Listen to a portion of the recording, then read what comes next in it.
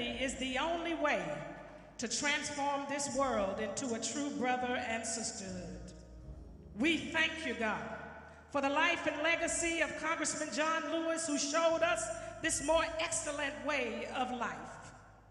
We thank you for honoring us with his presence and allowing our lives to intersect with his life.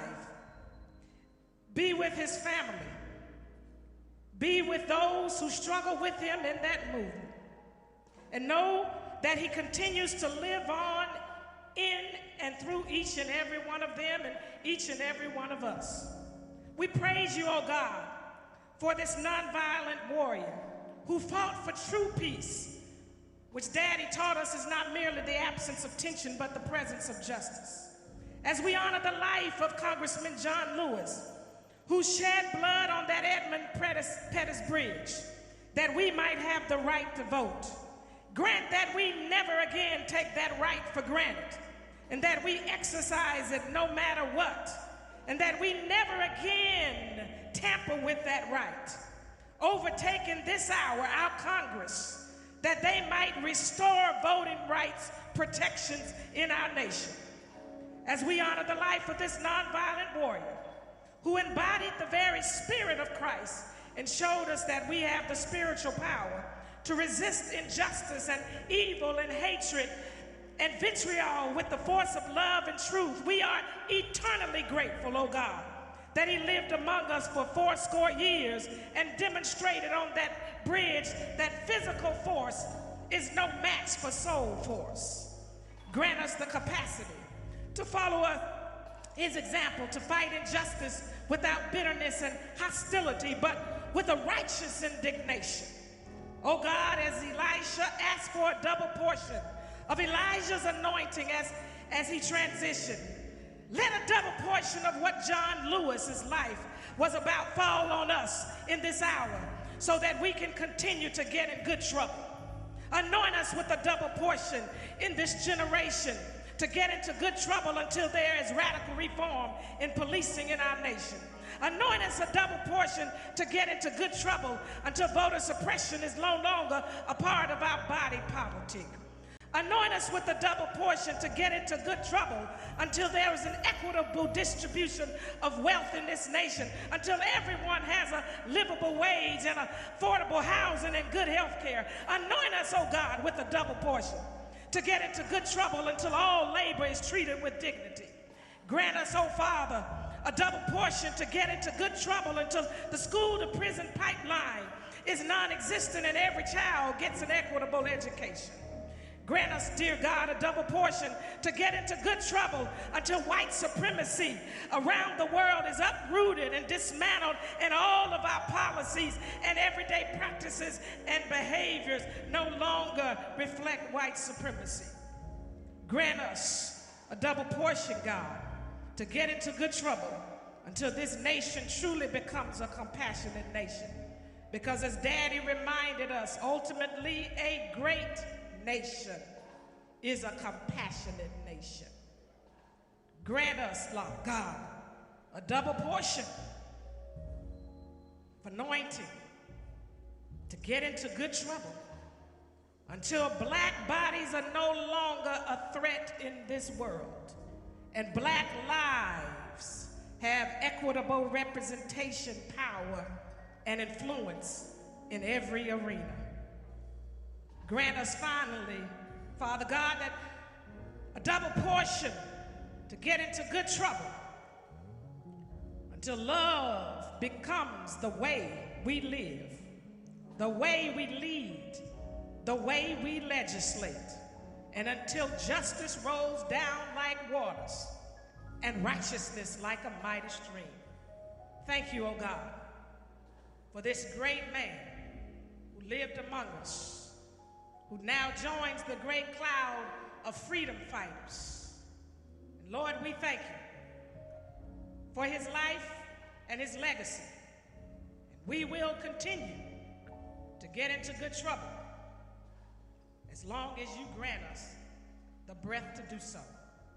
It is in the matchless, in the majestic, and the mighty name of Jesus the Christ that I do pray. And all the people of God said together, amen.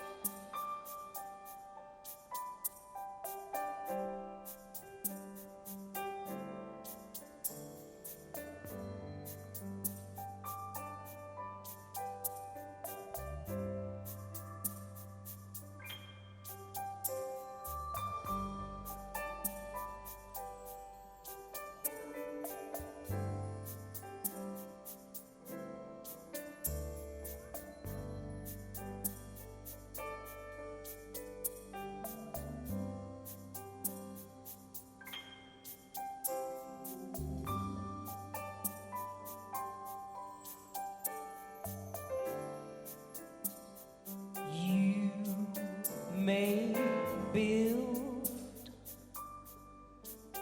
great cathedrals, large or small.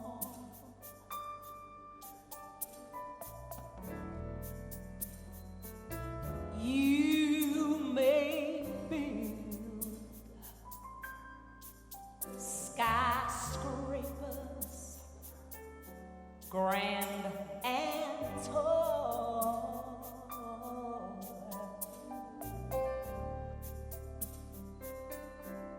You may conquer all the failures of your past.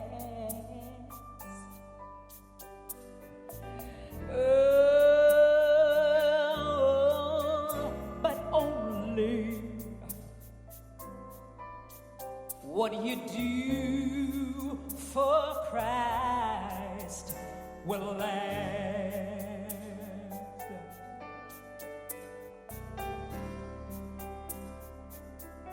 You may seek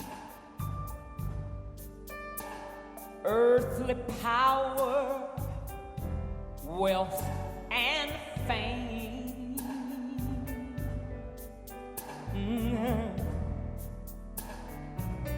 And the world might be impressed by your great name.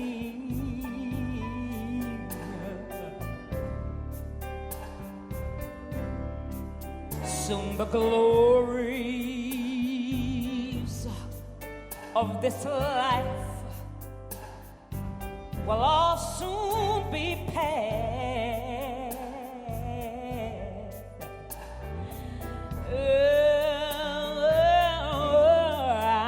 But only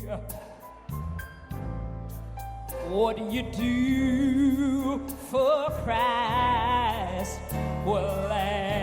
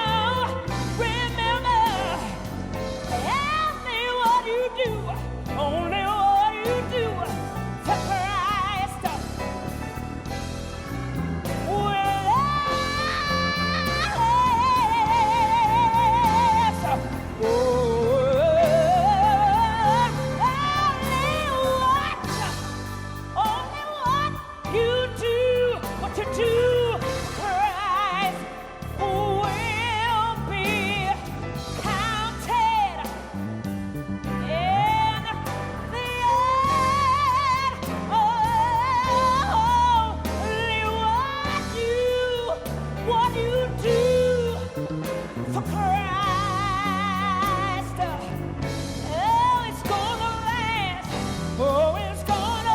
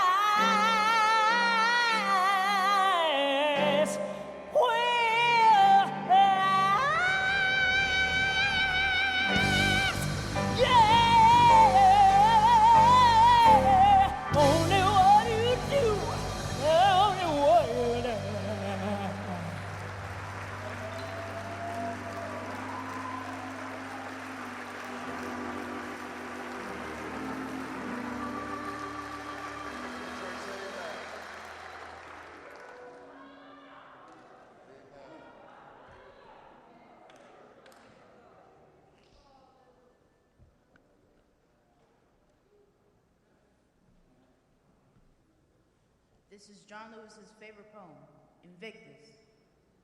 Out of the night that covers me, black as a pit from pole to pole, I think whatever God may be for my unconquerable soul. In the fell clutches of circumstance, I have not winced nor cried aloud. Under the bludgeonings of chance, my head is bloody but unbowed. Beyond this place of wrath and tears looms but the horror of the shade, and yet menace of the years finds and shall find me unafraid.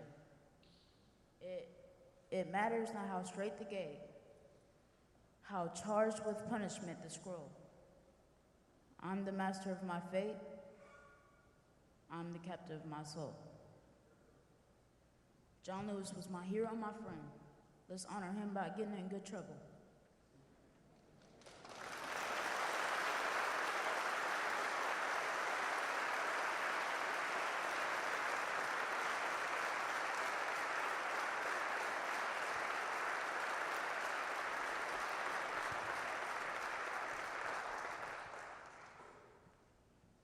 Only the incomparable spirit and the magnanimous soul of John Lewis could summon all of us together in this place at this time. Only John Lewis could compel 3 living American presidents to come to this House of Reps to celebrate his life.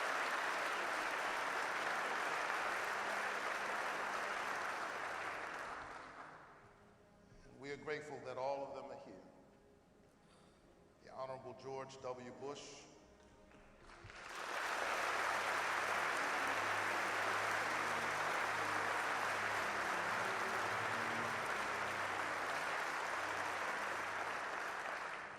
who was president the last time we authorized the Voting Rights Act.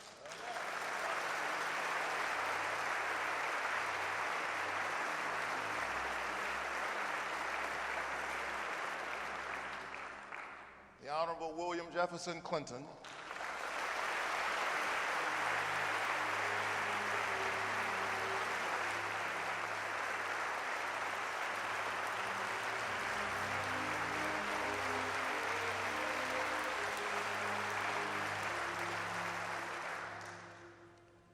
and in just a little while, we'll hear from the Honorable Barack Obama.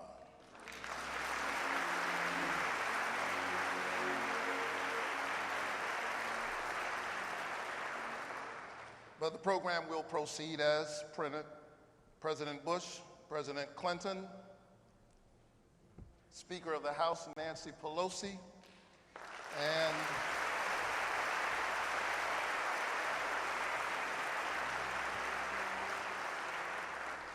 another living saint among us, teacher and activist, the Reverend James Lawson.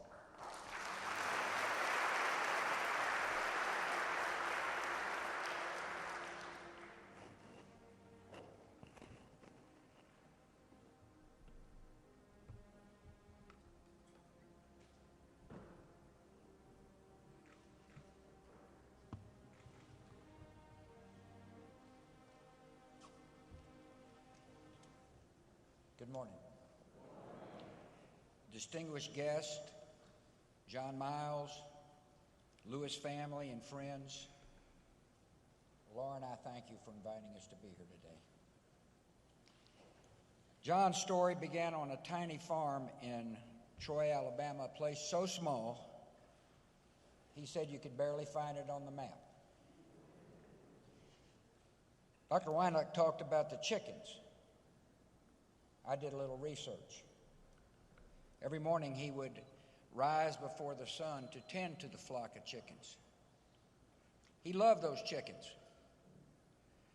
Already called to be a minister who took care of others, John fed them and tended to their every need, even their spiritual ones. Where John baptized them, he married them, and he preached to them. When his parents claimed one for family supper, John refused to eat one of his flock. Going hungry was his first act of nonviolent protest. He also noted in later years that his first congregation of chickens listened to him more closely than some of his colleagues in Congress. John also thought that chickens were just a little more productive. At least they produced eggs, he said. From Troy to the sit-ins of Nashville, from the Freedom Rides to the March on Washington, from Freedom Summer to Selma, John Lewis always looked outward, not inward. He always thought of others. He always believed in preaching the gospel in word and in deed, insisting that hate and fear had to be answered with love and hope. John Lewis believed in the Lord. He believed in humanity, and he believed in America. He's been called an American saint, a believer willing to give up everything, even life itself, to bear witness to the truth that drove him all his life. That we could build a world of peace and justice, harmony and dignity and love. And the first crucial step on that journey was the recognition that all people are born in the image of God and carry a spark of the divine within them. Laura and I were privileged to see that spark in John up close. We worked with him to bring the National Museum of African American History and Culture to the Washington Mall. He was instrumental in the Emmett Till Unsolved Civil Rights Crimes Act, which I signed to seek resolution in cases where justice had been too long denied. And we will never forget joining him in Selma, Alabama for the 50th anniversary of his march across the Edmund Pettus Bridge, where we got to watch President Barack Obama thank John as one of his heroes.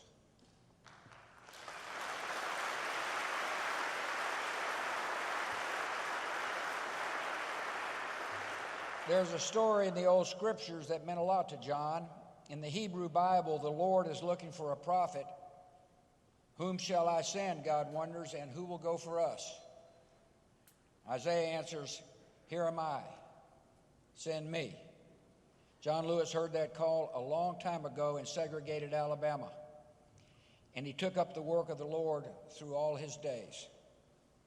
His lesson for us is that we must all keep ourselves open to the hearing the call of love, the call of service, and the call to sacrifice for others. Listen, John and I had our disagreements, of course. But in the America John Lewis fought for, and the America I believe in, differences of opinion are inevitable elements and evidence of democracy in action.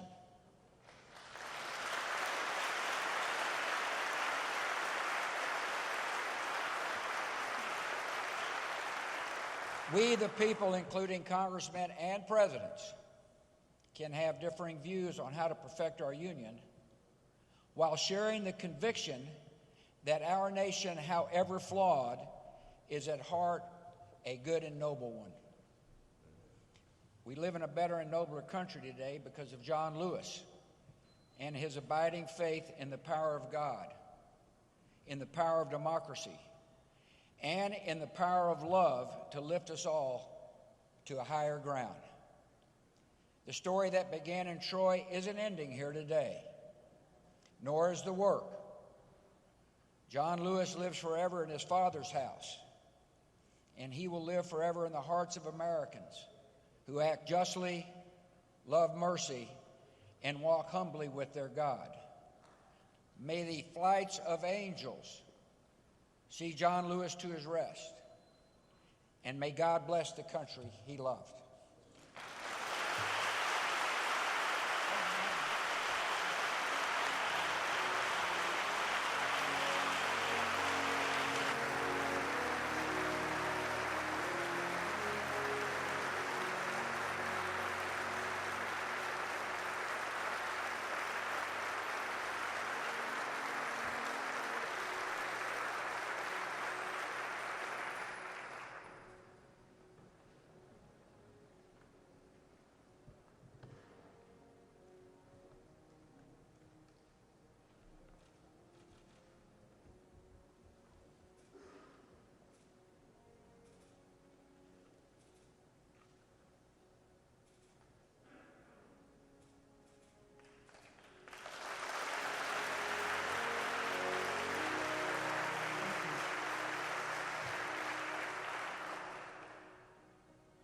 Thank you very much. First, I thank John Miles and the Lewis family and John's incomparable staff for a chance to say a few words about a man I loved for a long time. I am grateful, Pastor Warnock, to say it in Ebenezer,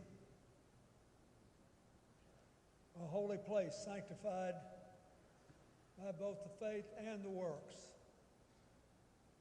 of those who have worshiped here. I thank my friend, Reverend Bernice King, who stood by my side and gave a fascinating sermon in one of the most challenging periods of my life.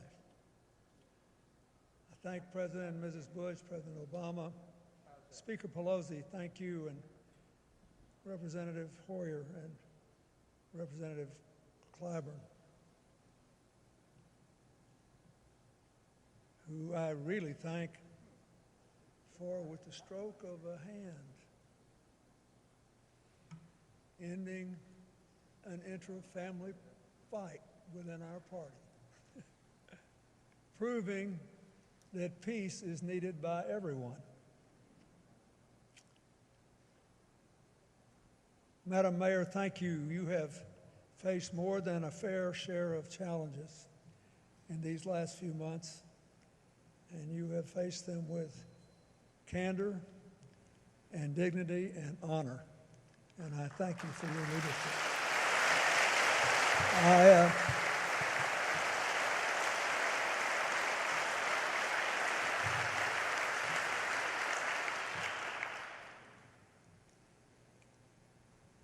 I must say, for a fellow that got his start speaking to chickens, John's gotten a pretty finely organized and orchestrated and deeply deserved send-off this last week. His homegoing has been something to behold. I think it's important that all of us who loved him remember that he was, after all, a human being. A man like all other humans, born with strengths that he made the most of when many don't. Born with weaknesses that he worked hard to beat down when many can't. But still a person. It made him more interesting, and it made him, in my mind, even greater. 20 years ago, we celebrated the 35th anniversary of the Selma March, and we walked together along with Coretta and many others from the movement who are no longer with us. We're grateful for Andy Young and Reverend Jackson and Diane Nash and many others who survive. But on that day, I got him to replay for me a story he told me when we first met back in the 1970s. And I said, you know, I was just an aspiring whatever Southern politician and hadn't been elected governor, and he was already a legend. So I said, John, what's the closest you ever actually came to getting killed doing this? And he said, well, once we were at a demonstration and I got knocked down on the ground and people were getting beat up pretty bad, and all of a sudden I looked up and there was a man holding a long, heavy piece of pipe, and he lifted it and was clearly going to bring it right down into my skull. And at the very last second, I turned my neck away, and then the crowd pushed him a little bit. And a couple of seconds later, I couldn't believe I was still alive. I think it's important to remember that. First, because he was a quick thinker. And secondly, because he was here on a mission that was bigger than personal ambition. Things like that sometimes just happen, but usually they don't. I think three things happened to John Lewis long before we met and became friends that made him who he was. First, the famous story of John at 4 with his cousins and siblings holding his aunt's hand, more than a dozen of them, running around in a little old wooden house as the wind threatened to blow the house off its moorings, going to the place where the house was rising and all those tiny bodies trying to weigh it down. I think he learned something about the power of working together, something that was more powerful than any instruction. Second, nearly 20 years later, when he was 23, the youngest speaker and the last speaker at the March on Washington, when he gave a great speech urging people to take to the streets across the South to seize the chance to finally end racism. And he listened to people that he knew had the same goal, say, well, we have to be careful how we say this because we're trying to get converts, not more adversaries. Just 3 years later, he lost the leadership of SNCC to Stokely Carmichael because he said, it was a pretty good job for a guy that young and come from Troy, Alabama. It must have been painful to lose, but he showed as a young man there are some things that you cannot do to hang on to a position, because if you do them, you won't be who you are anymore. And I say there were 2 or 3 years there where the movement went a little bit too far towards Stokely, but in the end, John Lewis prevailed. We are here today because he had the kind of character he showed when he lost an election.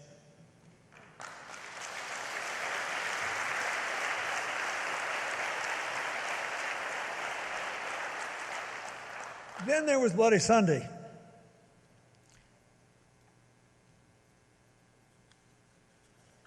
He figured he might get arrested. And this is really important, for all the rhapsodic things we all believe about John Lewis. He had a really good mind, and he was always trying to figure out, how can I make the most of every single moment? So he's getting ready to march from Selma to Montgomery. He wants to get across the bridge. What do we remember? He cut quite a strange figure. He had a trench coat and a backpack. Now, young people probably think that's no big deal, but there weren't that many backpacks back then. And you never saw anybody in a trench coat looking halfway dressed up with a backpack. But John put an apple, an orange, a toothbrush, toothpaste in the backpack to take care of his body because he figured he would get arrested. And 2 books. One, a book by Richard Hofstadter on America's political tradition to feed his mind. And one, the autobiography of Thomas Merton, a Roman Catholic Trappist monk who was the son of itinerant artists making an astonishing personal transformation. What's a young guy who's about to get his brains beat out and planning on going to prison doing, taking that? I think he figured that if Thomas Merton could find his way and keep his faith and believe in the future, he, John Lewis, could too. And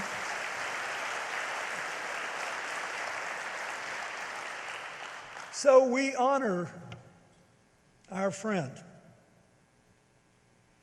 for his faith and for living his faith, which the scripture says is the substance of things hoped for, the evidence of things unseen. John Lewis was a walking rebuke to people who thought, well, we ain't there yet, and we've been working a long time. Isn't it time to bag it? He kept moving. He hoped for and imagined and lived and worked and moved for his beloved community.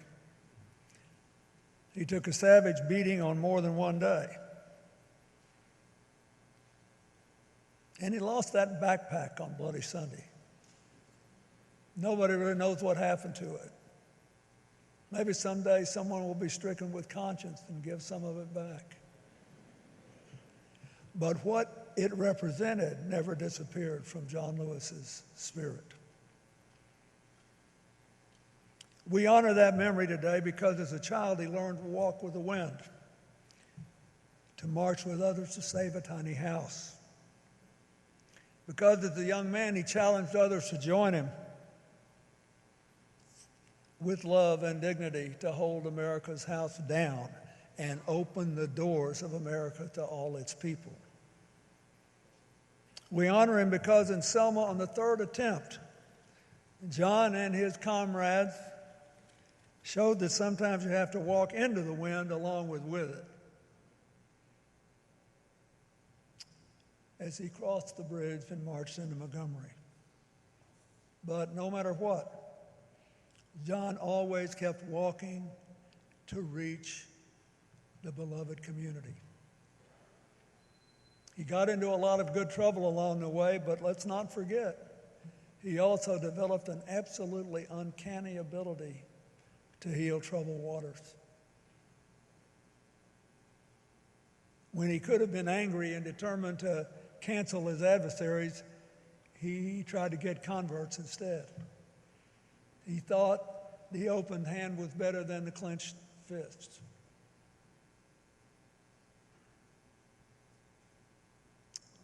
He lived by the faith and promise of St. Paul, let us not grow weary in doing good, for in due season we will reap if we do not lose heart. He never lost heart. He fought the good fight, he kept the faith, but we got our last letter today on the pages of the New York Times. Keep moving.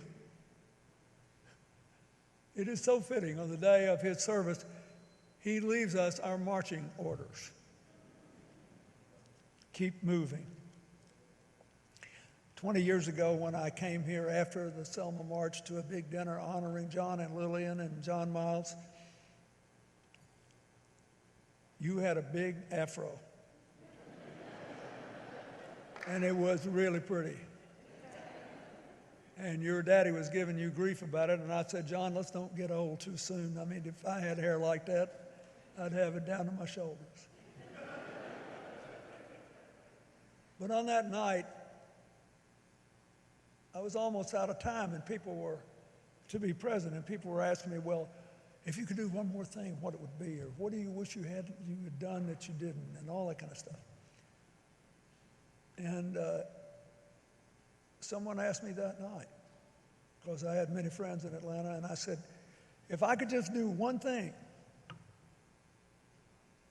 if God came to me tonight and said, okay, your time's up, you got to go home, and I'm not a genie, I'm not giving you 3 wishes. One thing, what would it be? I said, I would infect every American with whatever it was that John Lewis got as a 4-year-old kid and took through a lifetime to keep moving and keep moving in the right direction and keep bringing other people to move, and to do it without hatred in his heart, with a song, to be able to sing and dance. As John's brother Freddie said in Troy, keep moving to the ballot box, even if it's a mailbox. And keep moving to the beloved community. John Lewis was many things, but he was a man, a friend in sunshine and storm, a friend who would walk the stony roads that he asked you to walk, that would brave the chastening rods he asked you to be whipped by, always keeping his eyes on the prize, always believing none of us will be free until all of us are equal. I just loved him. I always will. And I'm so grateful that he stayed true to form. He's gone up yonder and left us with marching orders. I suggest, since he's close enough to God to keep his eye on the sparrow and us, we salute, suit up, and march on.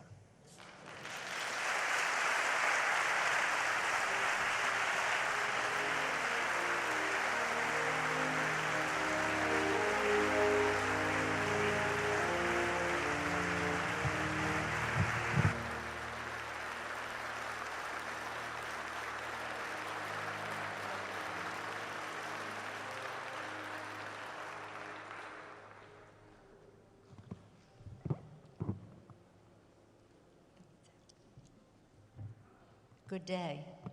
I'm not sure, morning, afternoon, whatever it is. It's an honor to be here with each and every one of you. Reverend Warnock, thank you for enabling us all to be here in the Ebenezer Baptist Church to honor and celebrate the life of John Lewis with 3 presidents of the United States. Isn't that exciting? President Clinton, President Bush, and soon President Obama here with us. On behalf of my colleagues as Speaker of the House, I'm pleased to bring greetings to each and every one of you. I'm sad to bring condolences to the family, to John, Miles, to the entire Lewis family. Thank you for sharing John Lewis with us.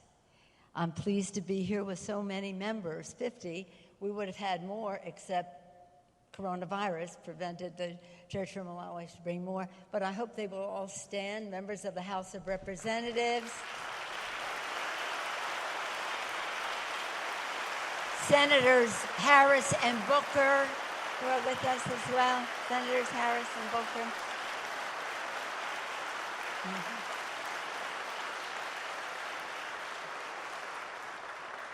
Among them, Mr. Hoyer, Steny Hoyer, Mr. Clyburn, Jim Clyburn, and I served with John Lewis for over 30 years. Over 30 years. And in our group, we have senior members and we have members of our freshman class. John convinced each one of us that we were his best friend in Congress. And we come with a flag flown over the Capitol the night that John passed. When this flag flew there, it said goodbye. It waved goodbye to John, our friend, our mentor, our colleague, this beautiful man that we all had the privilege of serving with in the Congress of the United States. So again, we all bring our condolences to the family and to Michael Collins and John's staff, who meant so very much to him. Thank you for your service to John Lewis.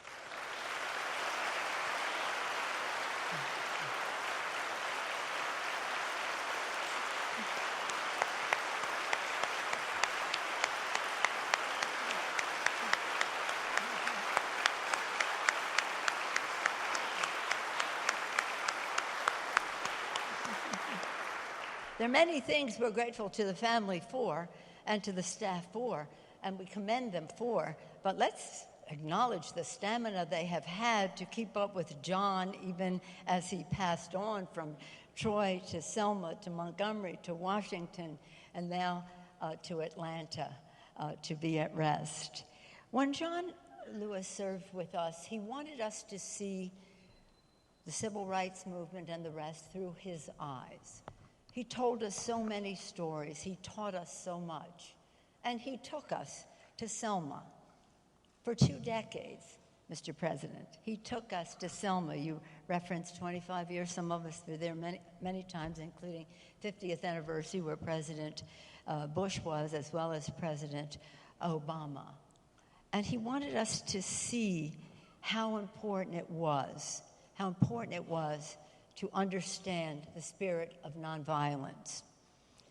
I hesitate to speak about nonviolence in the presence of the master himself, Reverend Lawson, who we'll be hearing from shortly. We were together just recently in Selma when he and John spoke at church, and he taught the world really about nonviolence. But I just want to say this. The word satyagraha is a word that in Sanskrit means 2 things. It means nonviolence, and it means insistence on the truth. And that is what John Lewis was all about. Nonviolently insisting on the truth. He insisted on the truth in Nashville, in Selma, in Washington, D.C., at the Lincoln Memorial. He insisted on the truth wherever he went. And he insisted on the truth in the Congress of the United States.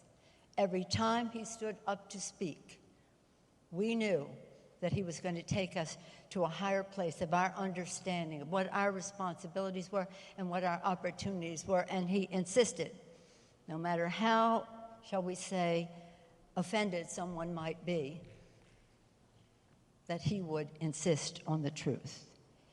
What he said, in my life, I have done all I can to demonstrate that the way of peace, the way of love, and nonviolence is the more excellent way. Now it is your turn, he says in this article that the President referenced, to let freedom ring. He always talked about truth marching on. He always worked for a more perfect union.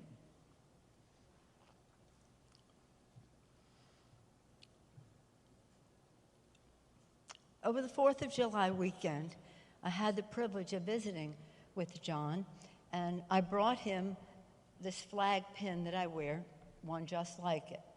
Why I did so on that 4th of July weekend was because it is engraved with something that says, "One country, one destiny." Now, wasn't that what John Lewis was all about? One country, one destiny. I mention it because this was embroidered into the lining of Abraham Lincoln's coat that he had on the night he left us. I think he had the coat on all the time, but also that night. And John Lewis and Abraham Lincoln had so much in common. We got to know him first and foremost in front of the Lincoln Memorial when he made that beautiful, beautiful speech. John, land state, under the rotunda, in the rotunda of the Capitol, under the dome of the Capitol, on a catafalque, a platform that was made in 1865 to hold the casket of Abraham Lincoln. Abraham Lincoln, John Lewis. John Lewis. So they had lots of connections. And by the way, just incidentally, they were both wonderful and spiritual and saintly, but they were both very good politicians. Think of John Lewis that way. You who know him know that. He always was about a more perfect union. And he was always about young people That's why, Mr. President, that article you referenced in the New York Times today, his message that would be delivered at this time as he left us, was about young people. He says to them, together you can redeem the world. Together, always perfect union, together, one nation, one destiny. And he says in the article, answer the highest calling of your heart and stand up for what you truly believe in. Wasn't that just like John? We were very proud to have his voice in the rotunda speaking about all that he cared about and believed in such a beautiful way, starting in Troy. I started my remarks by talking about the flag that waved over the Capitol to say goodbye to John as he began his passage. But what I want you to know, in addition to how revered he is in the Congress, so revered that, he was a bit mischievous. When he would say, let's make some good trouble, he always had sort of a twinkle in his eye and a kind of a spark about it all. And my colleagues can tell you that when he cooked up having the sit-in to get the Republican leadership to put the gun violence prevention bill on the floor, when he did that and all the members followed him, the floor was covered with people, and thought for a moment that perhaps the police might, because it was disruptive, good trouble. It was clear to them that if they were to arrest John Lewis for doing that, they were going to have to arrest the entire House Democratic Caucus.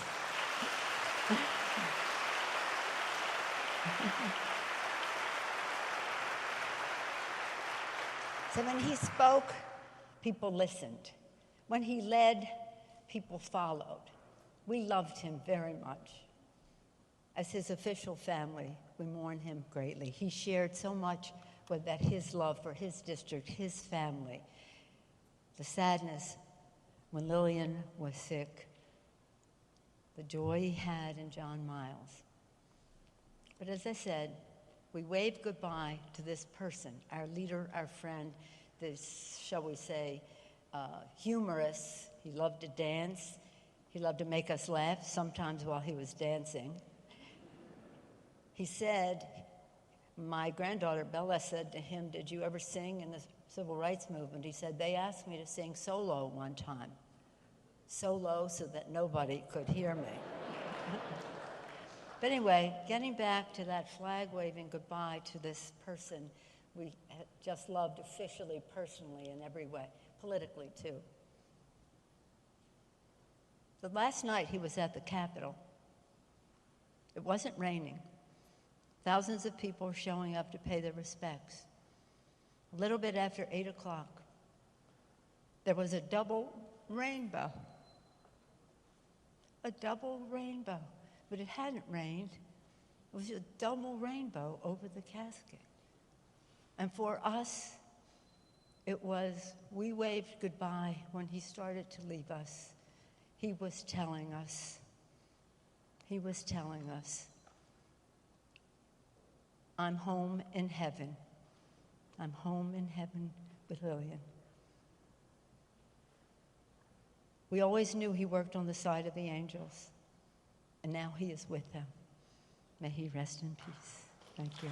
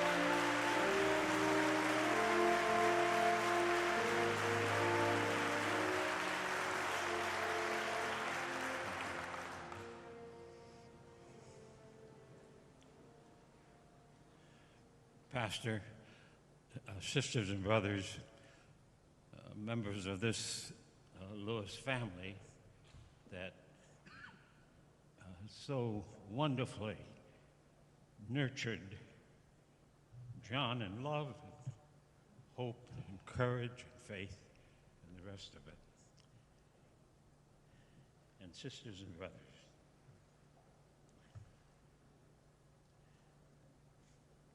Czesław Miłosz, a Polish Catholic poet, sets the tone, at least in part for me, as John Lewis has journeyed from the eternity of this extraordinary, mysterious human race into the eternity that none of us know very much about. When he wrote this poem called Meaning,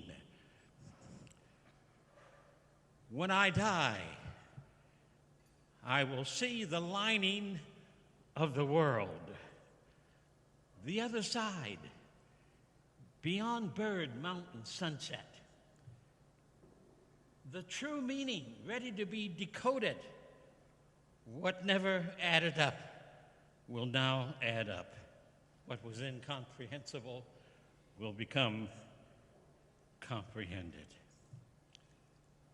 And if there is no lining to the world, if a thrush on a branch is not a sign, but just a thrush on a branch, if night and day make no sense following each other, and on this earth there is nothing but the earth, even if that is so, there will remain a word, wakened by the lips that perish, a tireless messenger who runs and runs through interstellar places, through revolving galaxies, and calls out and protests and screams. And I submit that John in that other eternity will be heard by us again and again, running through the galaxies, still proclaiming that we, the people of the USA, can one day live up to the full meaning of we hold these truths. Live up to the full meaning, we, the people of the USA, in order to perfect a more perfect union.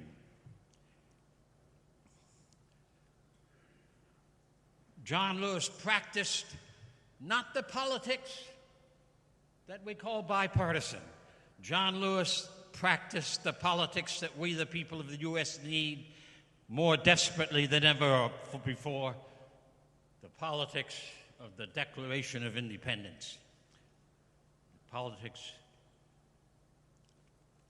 of the preamble to the Constitution of the United States.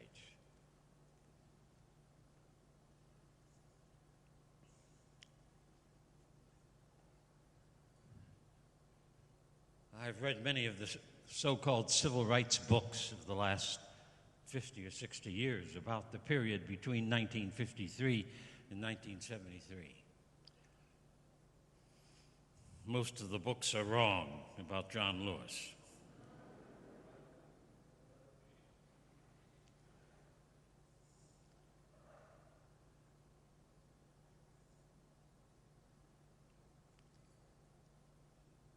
Most of the books are wrong about how John got engaged in the national campaign of 1959-60.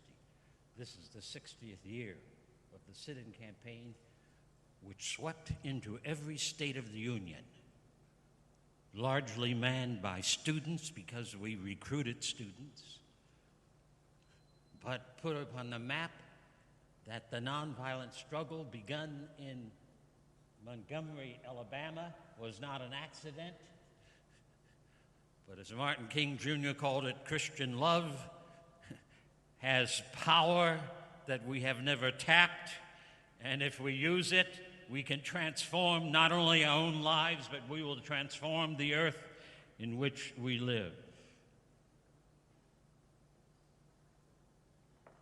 I count it providential that as I moved to Nashville, Tennessee, dropping out of graduate school, in Nashville came people like Kelly Miller Smith and Andrew White and Janetta Hayes and Helen Roberts and Dolores Wilkerson and John Lewis and Diane Nash, C.T. Vivian, Marion Berry, Jim Bevel, Bernard Lafayette, Paulina Knight, Angela Butler. How all of us gathered in 1958 and 59 and 60 and 61 and 62 in the same city at the same time, I count as being providential. We did not plan it. We were all led there.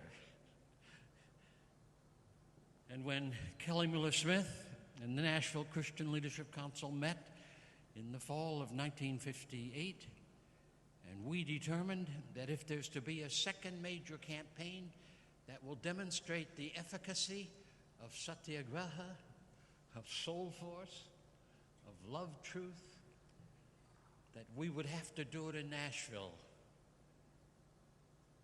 And so I planned, as the strategist and organizer, a 4-point Gandhian strategic program to create the campaign. We decided with great fear and anticipation we would desegregate downtown Nashville. No group of black people or other people anywhere in the United States in the 20th century against the rapaciousness of a segregated system ever thought about desegregating downtown, tearing down the signs, renovating the waiting rooms, taking the immoral signs off of drinking fountains. But it was black women who made that decision for us in Nashville. I was scared to death when we made that decision. I knew nothing about how we were going to do this. I had never done it before. But we planned the strategy. John Lewis did not stumble in on that campaign.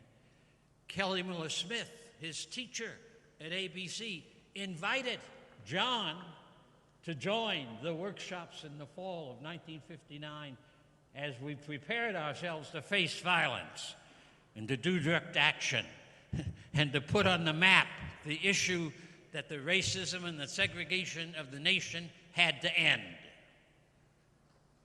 And so in the 60th anniversary of that sit-in campaign, which became the second major campaign of the nonviolent movement of America, those are not my words. John Lewis called what we did between 1953 and 1973 the nonviolent movement of America, not the CRM. I think we need to get the story straight because words are powerful. History must be written in such a fashion that it lifts up truly the spirit of the John Lewises of the world.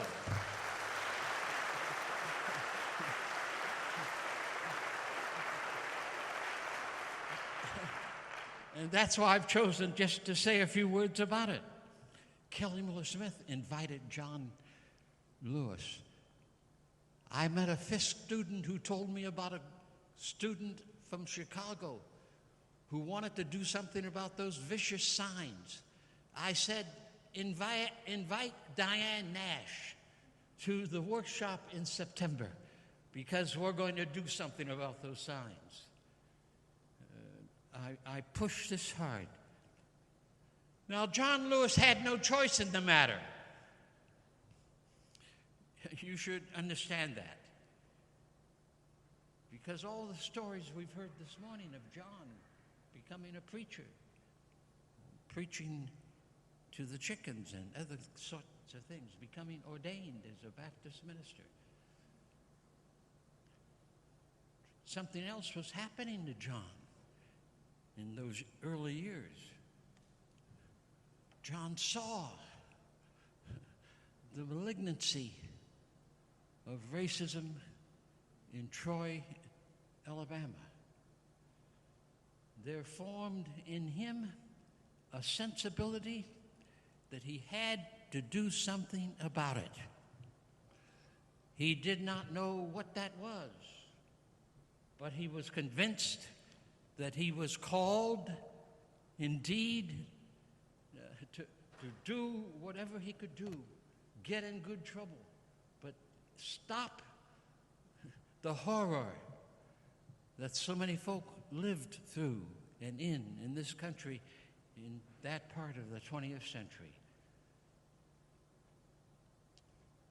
John was not alone. Martin King had the same experience as a boy.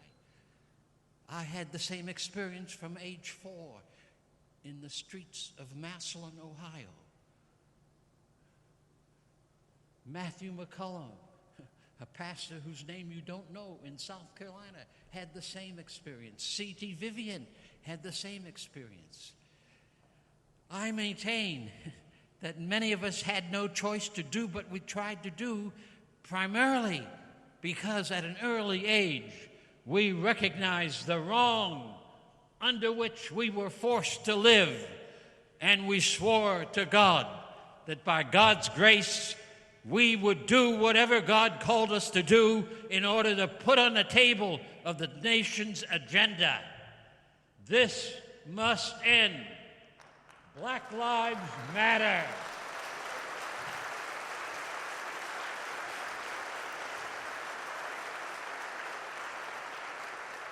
And so between 1953 and 1973, we had major campaigns year after year, thousands of demonstrations across the nation that supported it.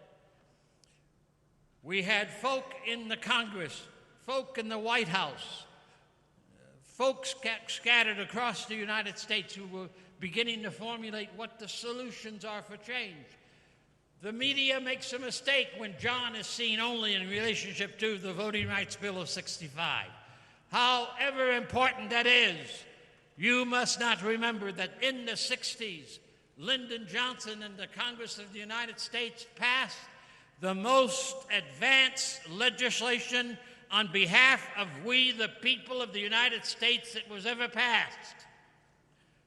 Head Start. Billions of dollars for housing. We would not be in the struggle we are today in housing if President Reagan hadn't cut that billions of dollars for housing, where local churches and local nonprofits could build affordable housing in their own communities, being sustained and financed by loans from the federal government. We passed Medicare. We passed anti-poverty programs. Civil Rights Bill 64, 65, voting rights bills. A whole array. John Lewis must be understood as one of the leaders of the greatest advance of Congress and the White House on behalf of we, the people of the USA.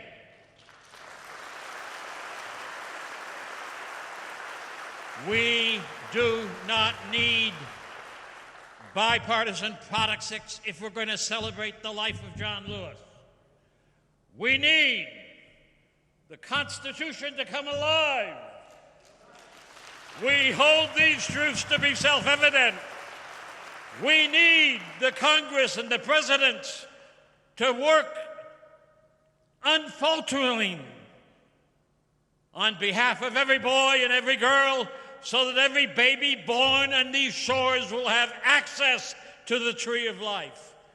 That's the only way to honor John Robert Lewis. No other way. Let all of us in this service today, let all the people of the USA determine that we will not be quiet as long as any child dies in the first year of life in the United States. We will not be quiet as long as the largest poverty group in our nation are women and children. We will not be quiet as long as our nation continues to be the most violent culture in the history of humankind. We will not be quiet as long as our economy is shaped not by freedom, but by plantation capitalism that continues to cause domination and control rather than access and liberty and equality for all.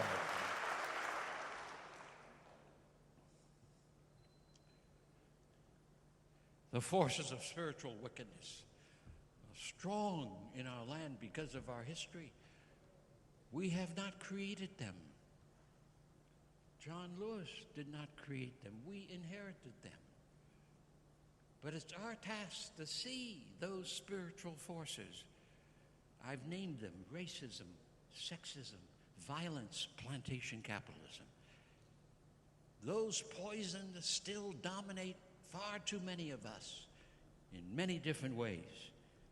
John's life was a singular journey from birth through the campaigns in the South, through Congress, to get us to see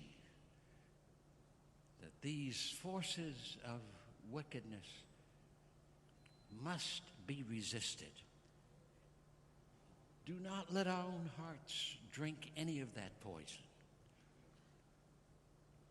Instead, drink the truth of the life force. If we would honor and celebrate John Lewis's life, let us then recommit our souls, our minds, our hearts, our bodies, our strength to the continuing journey to dismantle the wrong in our midst and to allow a space for the new earth and new heaven to emerge. I close with this poem from Langston Hughes, which is a kind of a sign and symbol of what John Lewis represents and what we too can represent in our continuing journey. Langston Hughes. I dream a world where no human, no other human will scorn, where love will bless the earth and peace its paths adorn. I dream a dream where all will know sweet freedom's way, where greed no longer saps the soul, nor avarice blights our day. A world I dream where black and white and yellow and blue and green and red and brown, whatever your race may be, will share the bounties of the earth. And every woman and man and boy and girl is free, where wretchedness hangs its head and joy, like a pearl, attends the need of all humankind. Of such a world I dream. Celebrate life, dream and labor for an Atlanta and Los Angeles and the United States and a world. That is to celebrate the spirit and the heart and the mind and soul of John Lewis, and to walk with him through the galaxies, seeking equality, liberty, justice, and the beloved community for all. Thank you.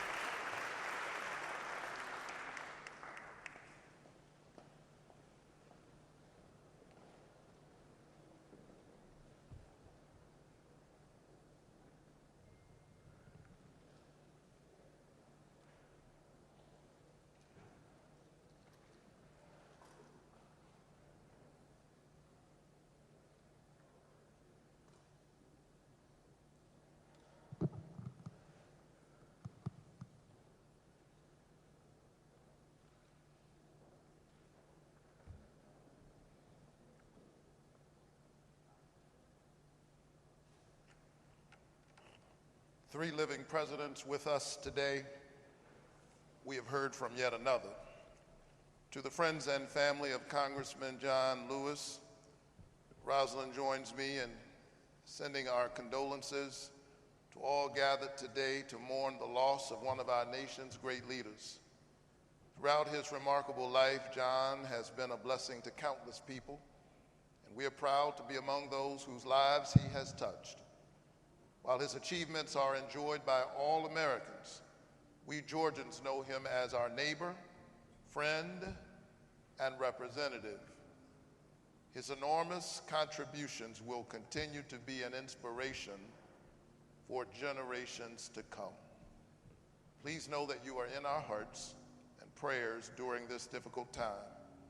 We hope your warm memories and the love and prayers of your family and friends will be of comfort to you in the days ahead. Sincerely, Jimmy Carter.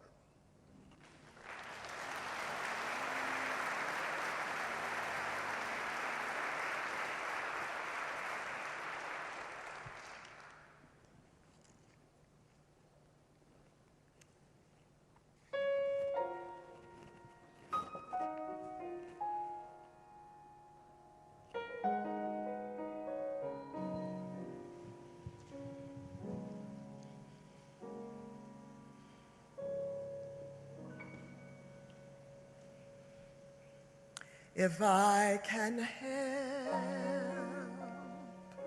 somebody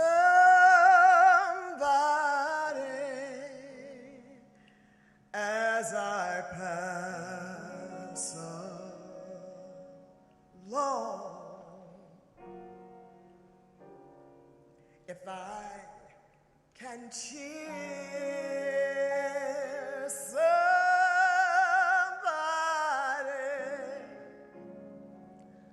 with a word or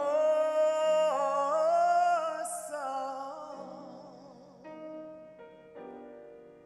if I can show somebody that he's traveling wrong, then my living shall not be in vain.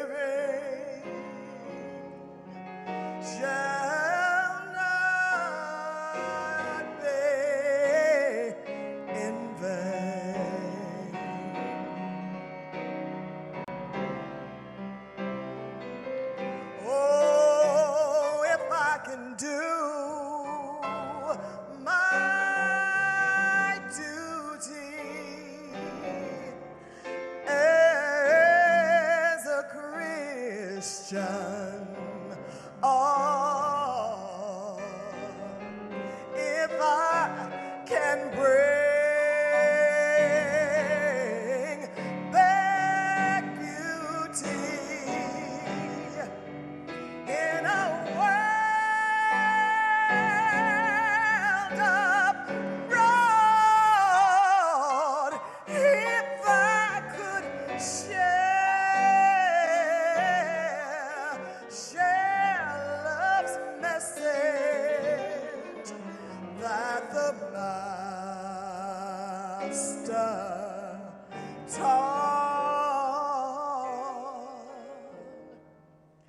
then my living shall not be in vain.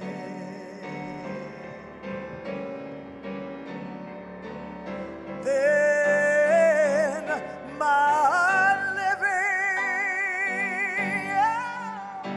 shall not be in vain.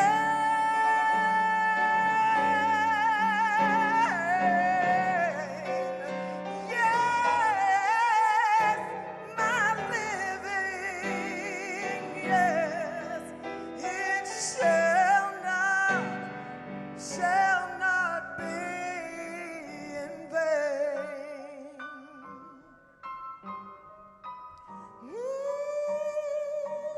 If I could help somebody,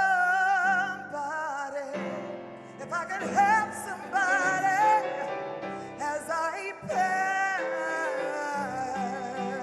along, then my living, it shall not. Then my living, it shall not. Then his living, yes, shall not. Hallelujah. His living shall not. Then my living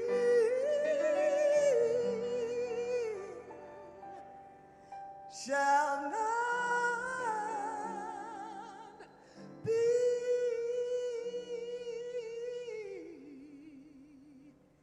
in vain.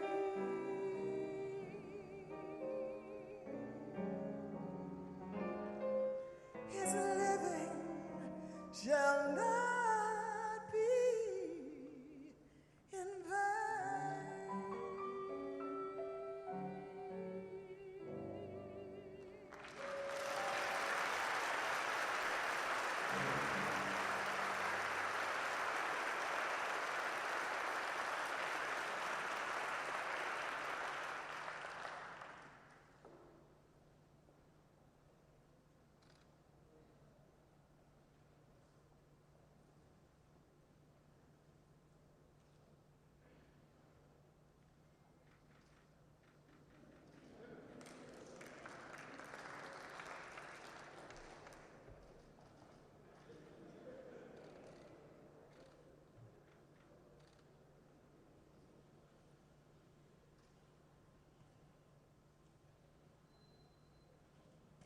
I want to first call attention to the excellent job the media has done to inform us of John Lewis.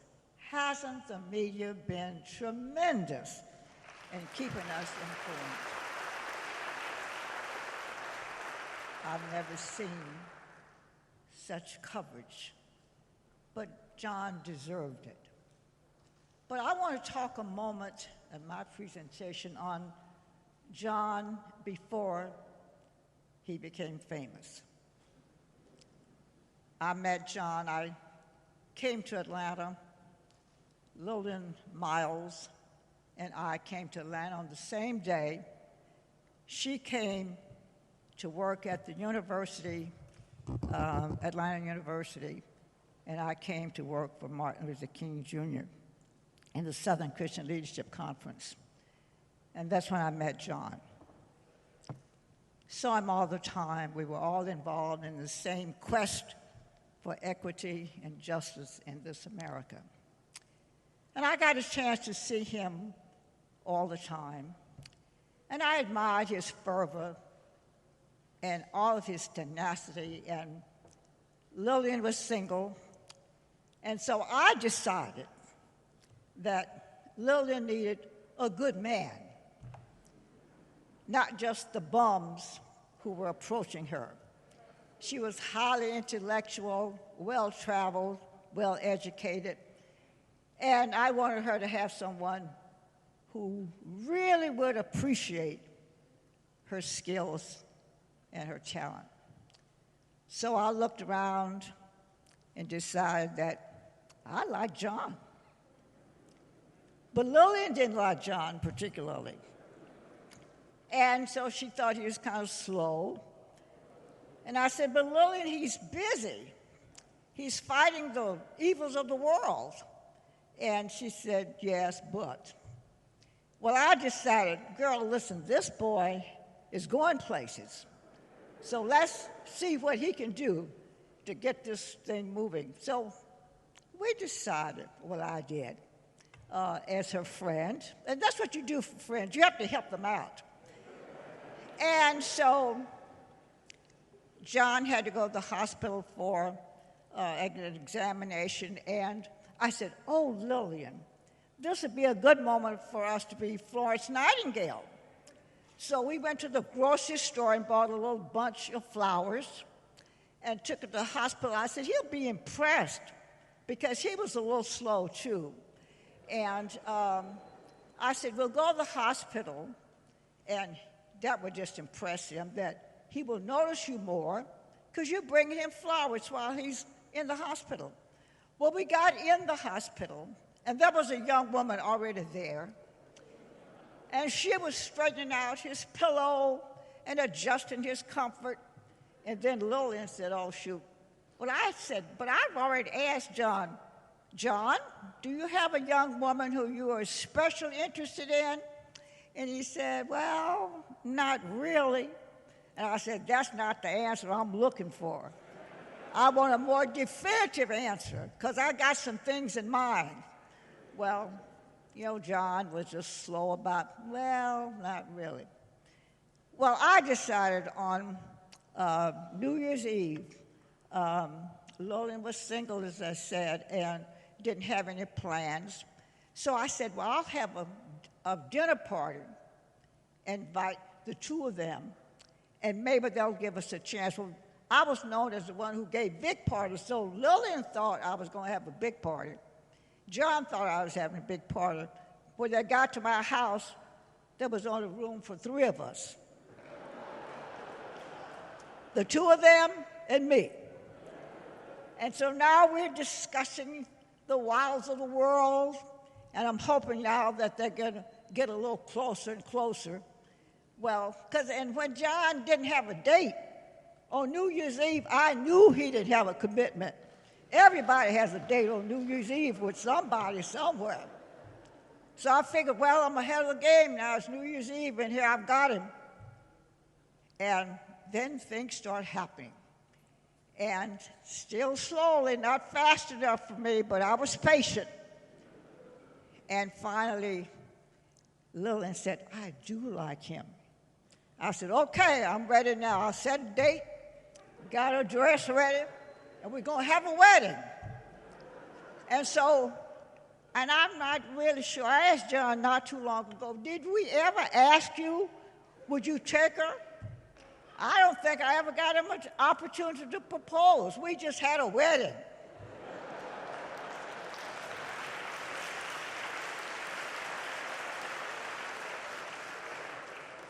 And so now it looks like things were going to be okay. So we had a big wedding. I did all the planning because Lillian was still slow. And I did all the planning and had the big wedding. All the family came, so we had a wedding.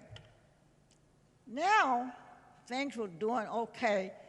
And she said, you know, but I don't like the idea of that girl. Looks like she had, you know, some designs on John. I said, honey, don't run away from competition. We can handle competition. We'll get rid of that girl so fast she won't know what happened to her. And we did. And they got married.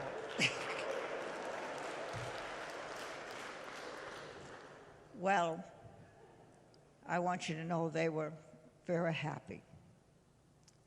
But when she found out, now Lillian, as I said, well-traveled, well-educated, but she absolutely didn't like politics. Sorry, people, she didn't like politics. But when John expressed an interest, Lillian got in there and became his strongest supporter. I mean, she did everything to make his successes work for him, and they did. Well, then John Miles came along, and he was the cutest little boy. And then she said, they gave me the honor of being his godmother. And I said, oh, that's nice, and I've heard of godmothers, but what does godmother do? What am I supposed to do? And she said, well, if something happens to me and John, we want you to take care of him. I said, we got to feed him? Because John Miles could eat as a kid. And I said, I got to feed him every day? And he said, yes. And then spank him when he acts up. Well, I agreed to that. But John Miles, do you mind? Just stand up, John Miles. Stand up. There's John Miles now.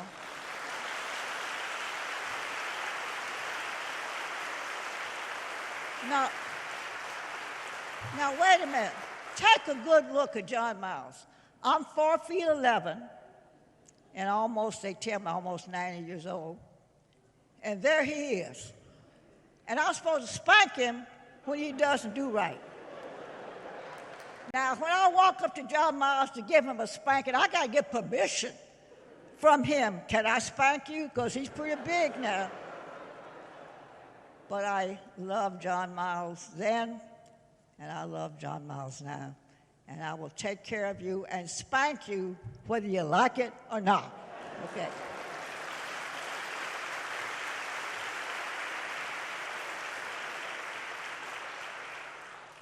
But Lillian and John stayed married.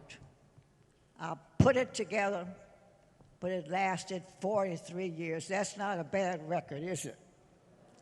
They were happy, and Lillian gave him every support a wife could ever give a partner.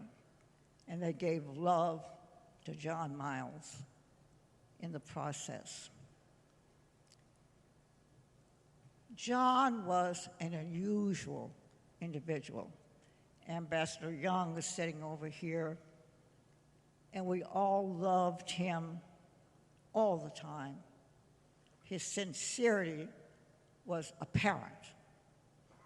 He worked hard, and he said that he wasn't going to stop. And I don't need to tell you anything about John. All of you knew him. All of you know his fervor and his commitment to equity and the love he had for everybody. And I want us to look at the John we thought we knew, the John who convinced us we knew the real man because he was constant. But I asked him one time, John, what in the world is bad trouble? I said, when I was a young girl, my sister and I, we were courting. Every time we'd go out on a date, my mother said, okay, have a good time, but don't get in no trouble. Well, we didn't know nothing else except trouble was not good. But John said, the good trouble is when your mother says, don't get in trouble, find a way to right the wrongs of our society. And he did a pretty decent job of that.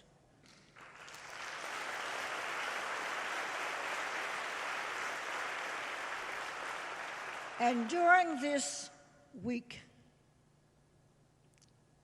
John was on television all day, every day.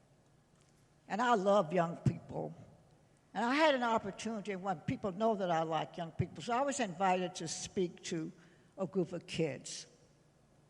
And I said to them, as you're watching television, I want you to know that's not a public relations program you're watching. That's a story of a man who lived the life they're talking about. John made a decision on the kind of life he was going to live.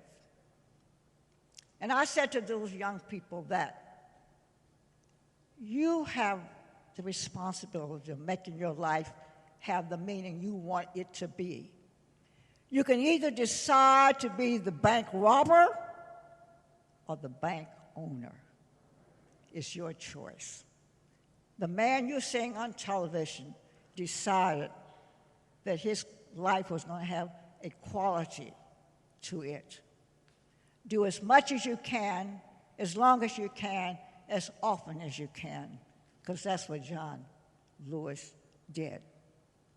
We won't forget John, but I would want to tell you, don't sit here and listen to these phrases. Don't forget what you read in the newspapers, how wonderful he was. Do something about the man he asked us to be in ourselves, and that is be kind to everybody, love everybody, speak up and speak out. I don't need to tell you that. You know what he said. But what you can do, and I want to advise you and admonish you to really give meaning to the John we love, vote. Thank you.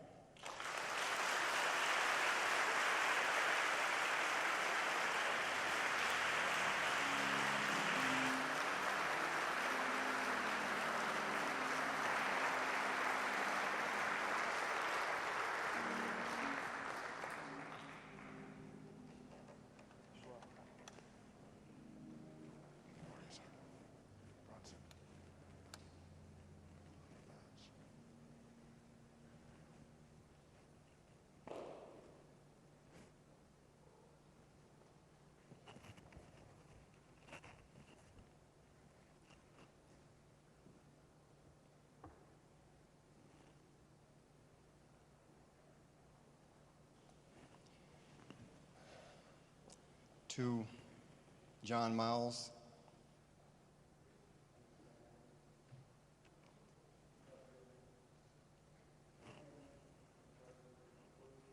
Obama, Speaker Pelosi,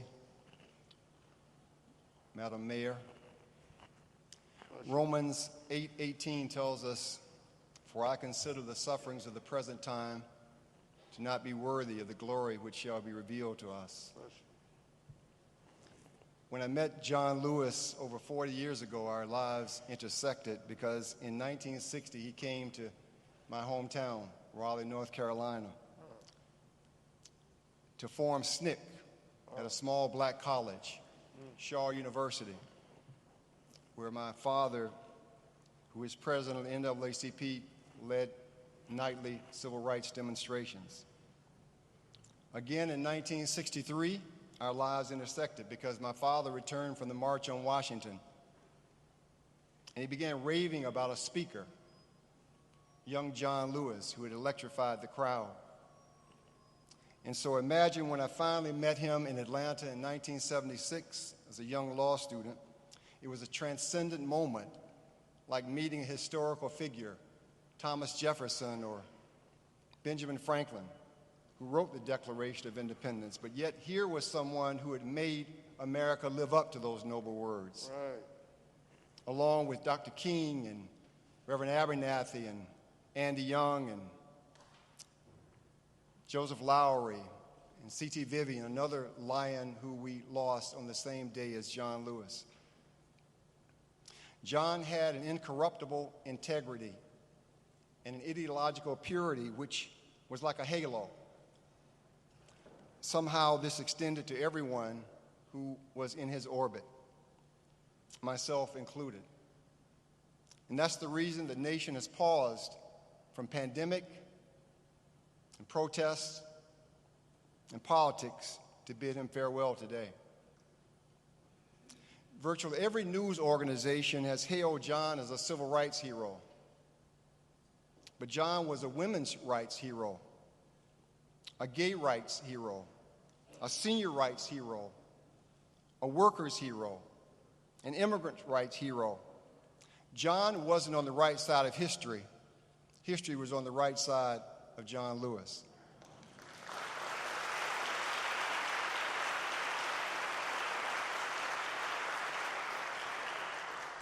And in his spare time, he introduced the legislation to create the African American History Museum.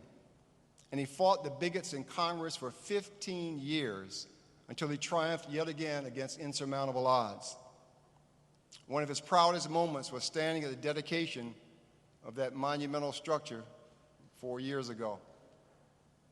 And for those who wondered if perhaps his time had passed, with his body ravaged with cancer, so frail and fragile that he yielded to a cane, in what he surely knew would be his last public appearance, he summoned the strength to walk to the middle of Black Lives Plaza in Washington, D.C., to express his solidarity and support for the young protesters who have begun to change America, as John Lewis did as a young man.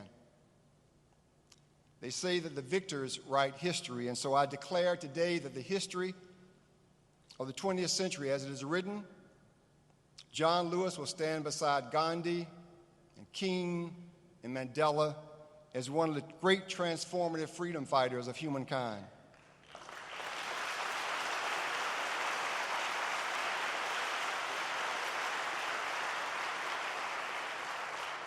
And while the nation mourns a great leader, I will miss a dear, loving, and loyal friend who allowed me the extraordinary privilege to walk along beside a living saint, St. Louis. In the last days of his life, when we both knew that death was imminent, I desperately wanted to tell John about how much he had meant to me and to the country.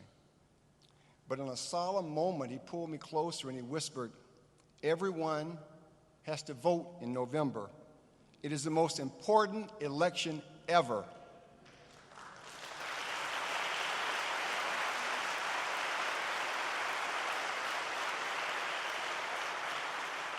And I promised him that with every fiber in my body, I would tell everyone, if you truly want to honor this humble hero, make sure that you vote. 1 Corinthians tells us, when faith, hope, and love remain, the greatest of these is love. John Lewis was love. Good night, sweet prince, and may flights of angels carry thee to thy rest. Thank you.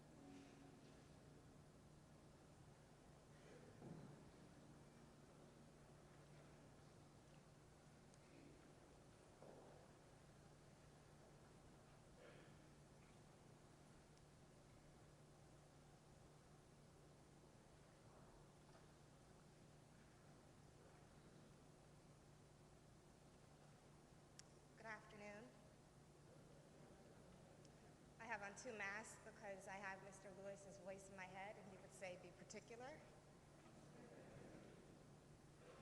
My name is Jamila Thompson, and on behalf of the staff,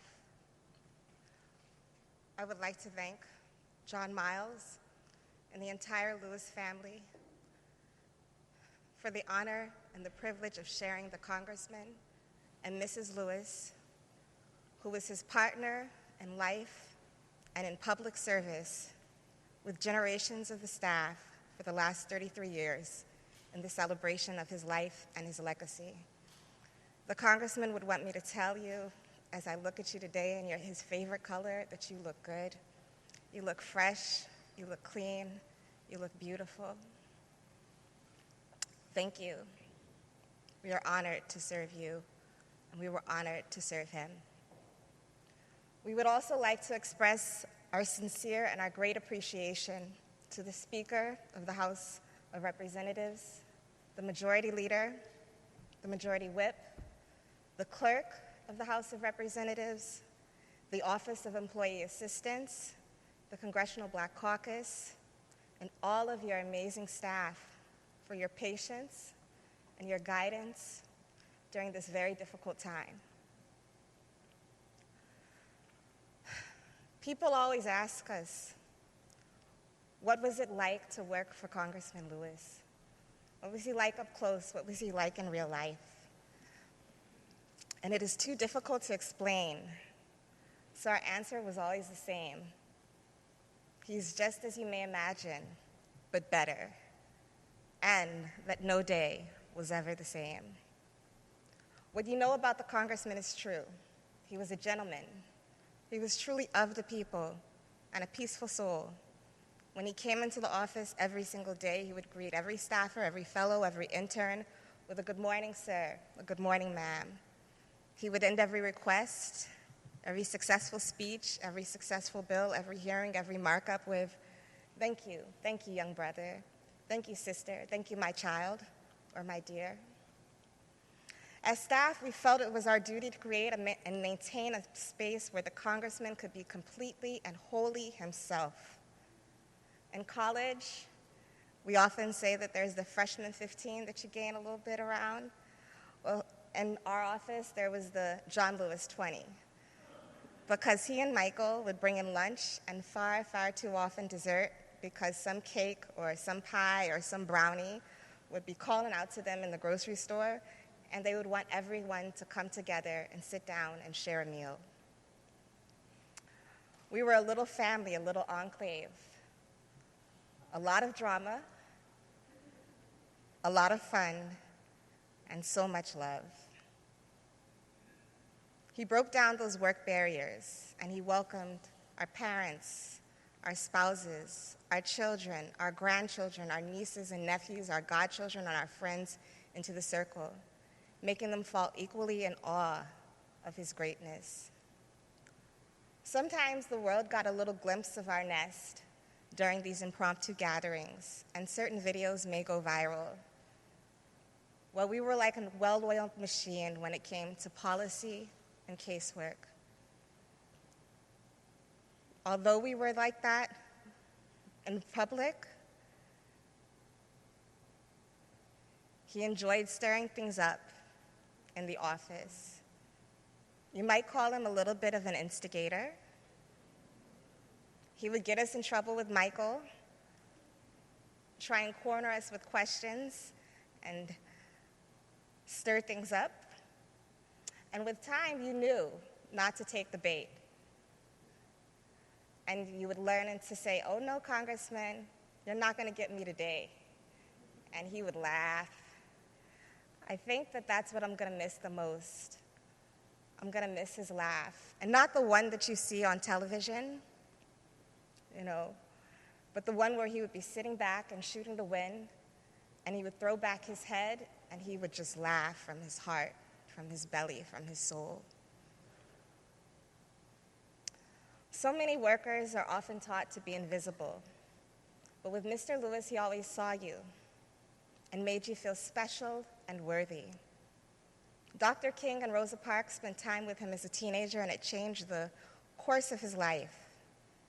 So I believe that he spent every waking moment paying it forward.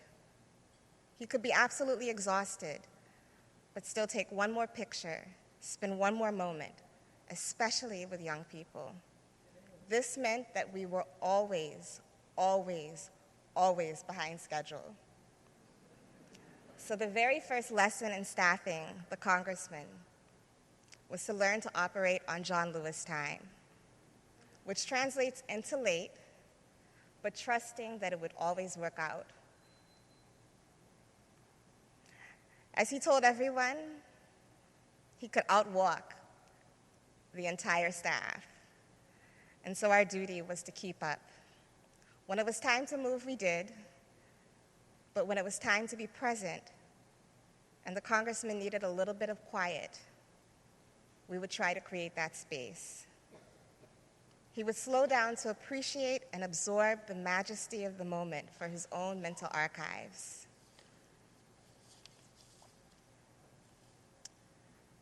Just as we tried to preserve the sanctity of his space, he allowed us to be our true and authentic selves, just the very best version. He found staff who were unique, and I think represented either a little bit of his personality or what he needed to complement it. We made our ways to Mr. Lewis through very random paths, coincidences, some strategies or others, and for believers, through divine intervention. He didn't hire based on a resume, but your energy, your being, your essence, your passion, and your potential. We were a medley group of musicians, air traffic controllers, photographers, dancers, social workers, entertainers, artists, historians, and every once in a while an actual lawyer or a political scientist.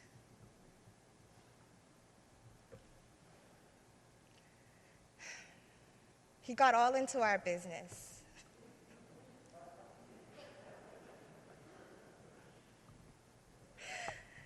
And was there in spirit or in person for the big moments. In the same way that he always took a call from Mrs. Lewis or John Miles, he let us drop everything in a family emergency. And generations of children have fond memories of hanging out in his office as their parents worked nearby. He let us be ourselves, especially when it came to civic participation.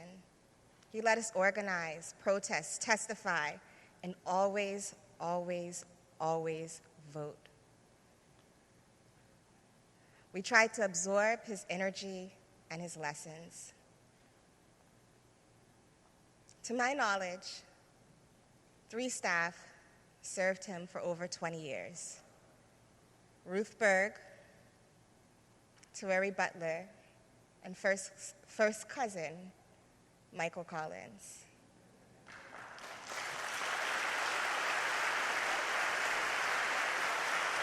May you please stand.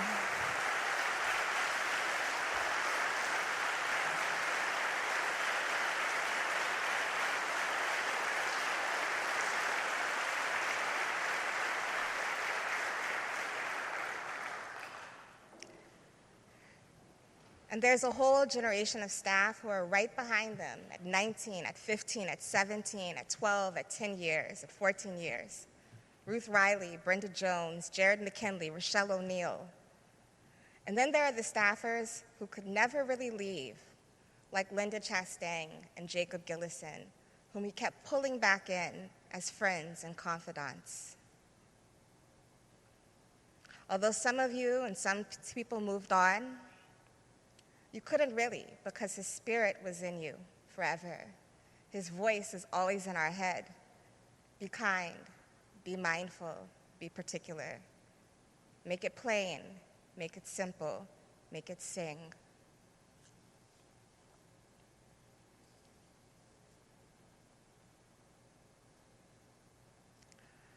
Working for him was a little bit of a nightmare sometimes. Because as no matter how hard we worked, he always worked harder. Every single day he woke up at the crack of dawn, watched the news, and read the newspapers. His memory was like a living encyclopedia, which means he forgot nothing and could pull something back from 10 years ago because he knew it was the same staff and we were still there. He expected us to be informed with facts from primary sources, not hearsay. And when he walked into the office, he would ask what constituents were calling and writing about and add that information to his endless archives. You learned the hard way, or the subtle way, because he was not direct, that when he asked you a question, he usually knew the answer, but wanted to see whether or not you could represent him and his constituents. When preparing for a big vote or a big speech, he would drop a subtle hint. Have you read this poem, this speech, a book, some scripture? Do you remember this painting? And then he would say, let's come back and talk about it later on.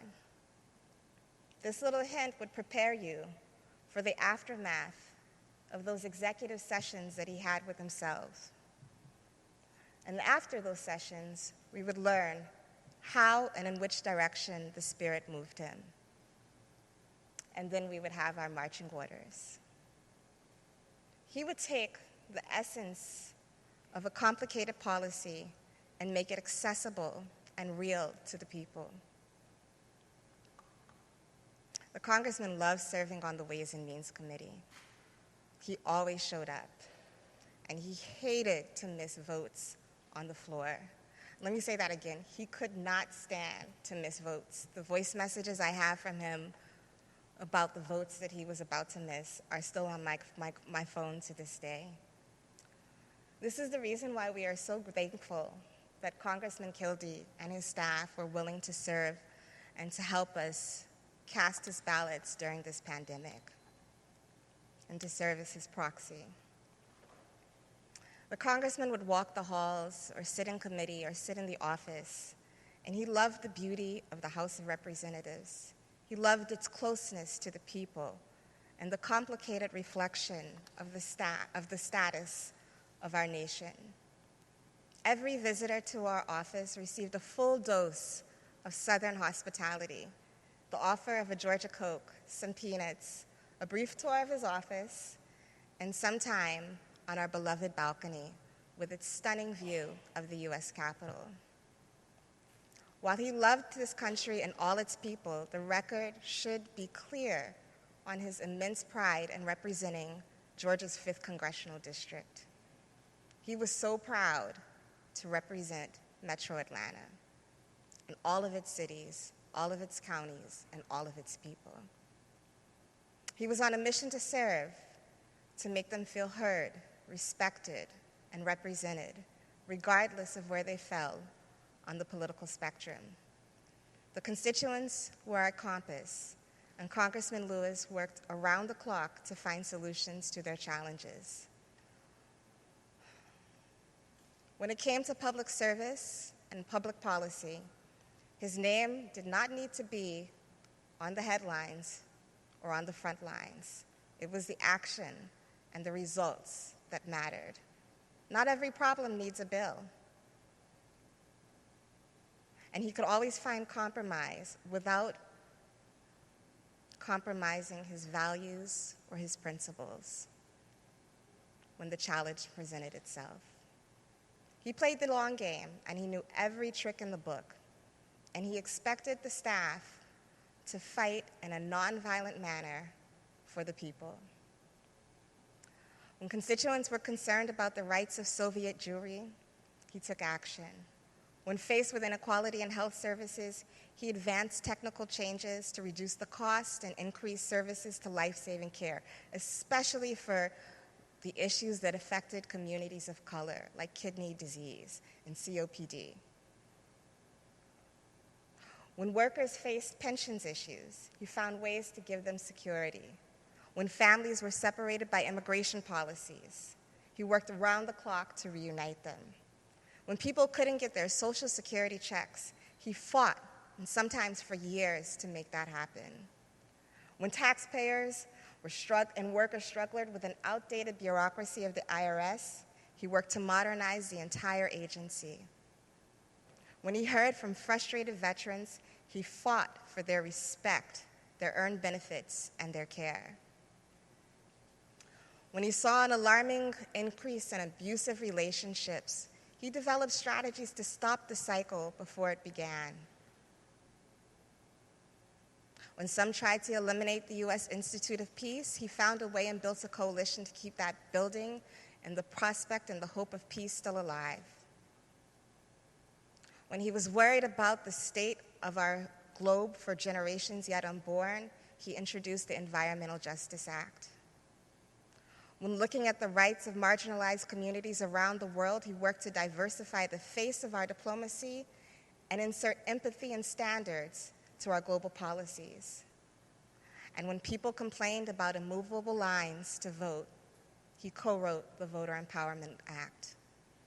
The list is too long to recognize his legislative and policy successes and the impact that he has on people across the nation and around the world.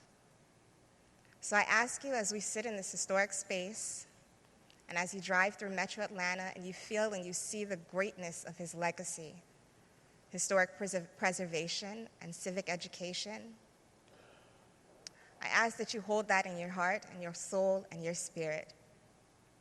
He felt that we needed to know and study our history to make sure that we never repeated it. He was both human and divine. It is so difficult to explain the magnitude, the genius, the gentle grace of this man. I would ask at this moment for the staff to take a stand, please, so that you can see and know just a sample of who we are.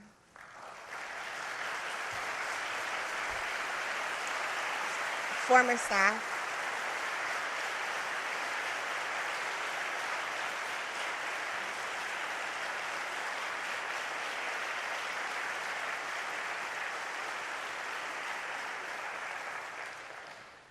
Thank you.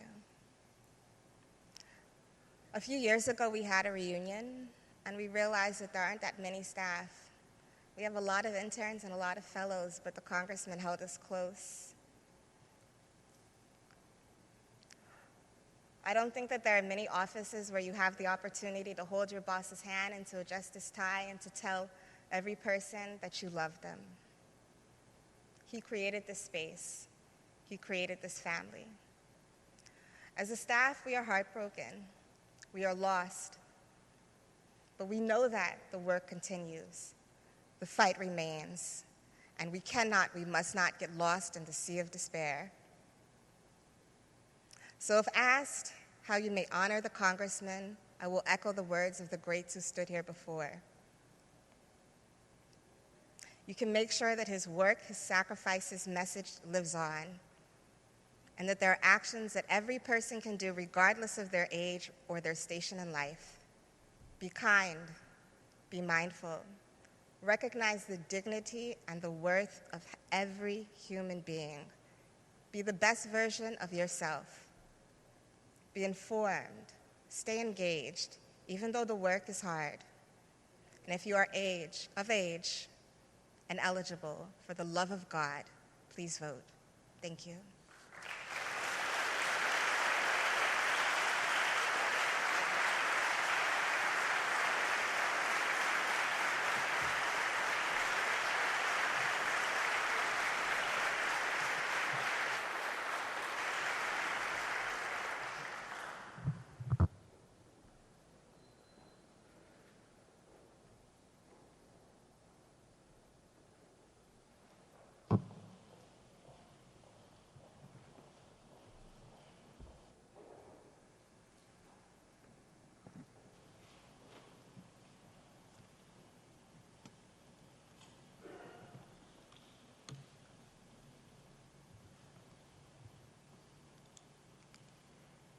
Good afternoon, everyone. My name is Sheila O'Brien, and I am the sixth niece of Congressman John Lewis. To each distinguished guest, member of clergy, family, and friends, on behalf of the Lewis family, we would like to say thank you from the very depths of our hearts for the outpour of love, support, words of encouragement, and prayer. The honor, the respect, the camaraderie that has been bestowed upon the Lewis family will never be forgotten. We would also like to take this opportunity to give a heartfelt thanks to the Chief of Staff, Michael Collins, who has now become first cousin, and to each staff member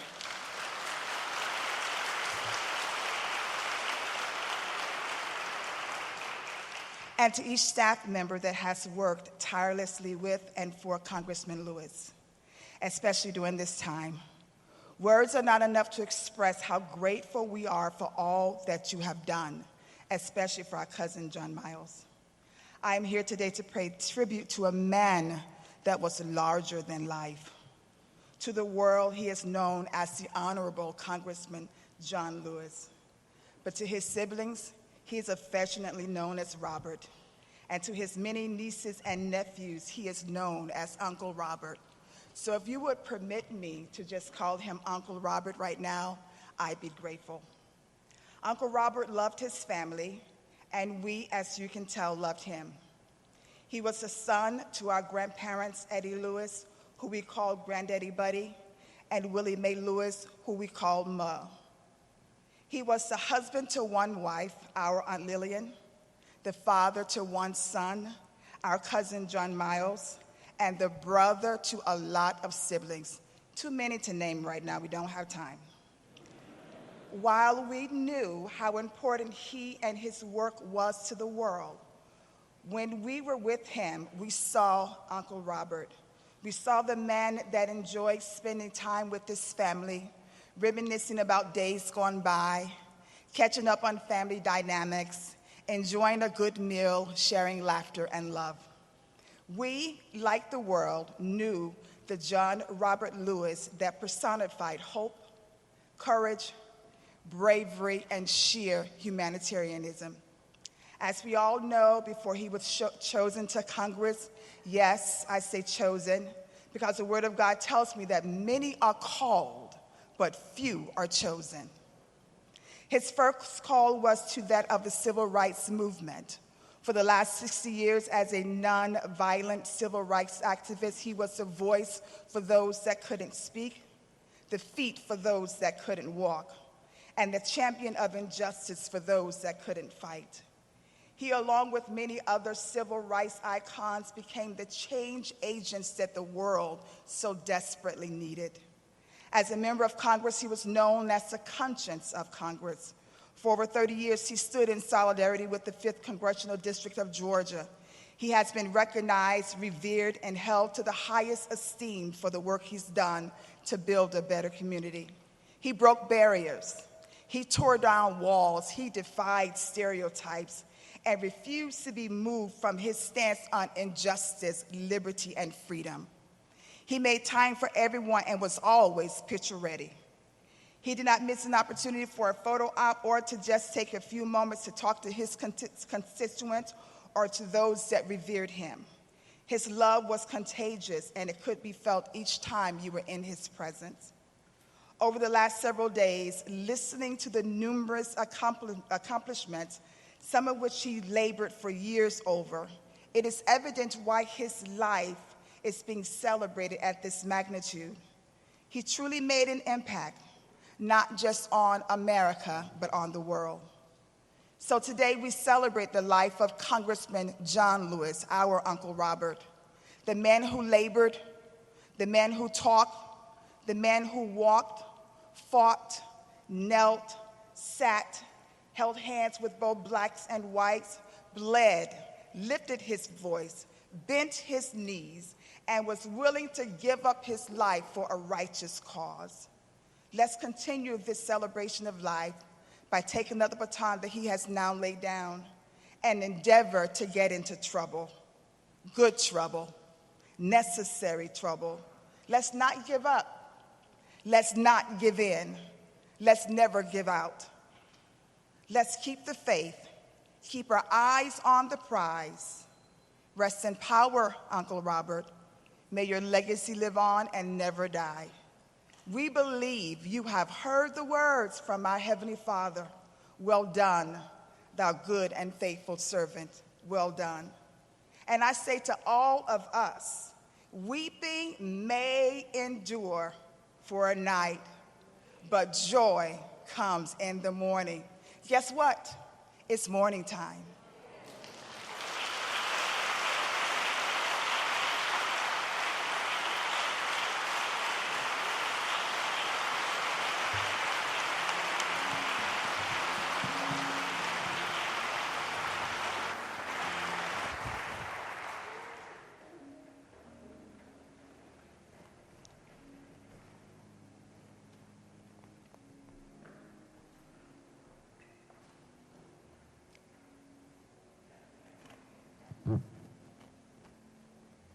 A few years ago, Congressman John Lewis attended the inauguration of an American president. And although he had seen many presidents, he made a beeline to this president and asked him to sign his program. He signed the program in this way: "Because of you, John, it's my esteemed honor to welcome back to the Ebenezer pulpit the 44th President of the United States of America, Barack Obama. But before he comes, Jennifer Holliday will come once again. Take my hand, precious Lord. Lead me on."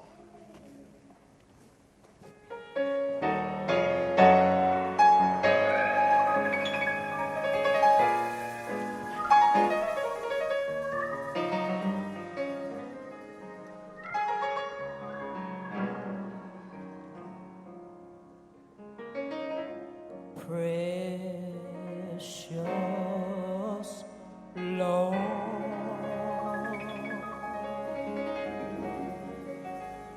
take my hand, lead me on,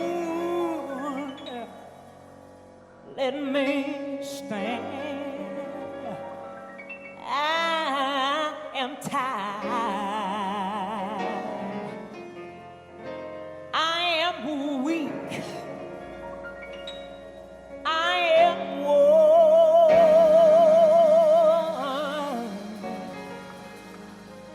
through the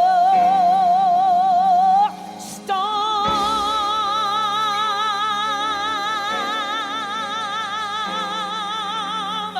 through the night. Lead me on to the light. Take my hand, precious Lord, and lead me on home.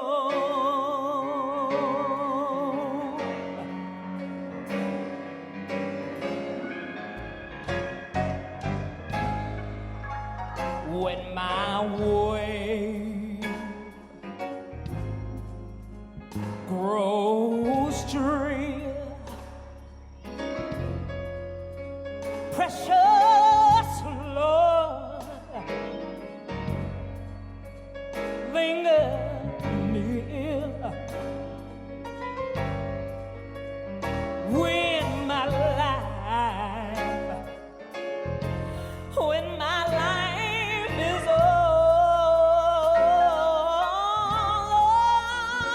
almost gone,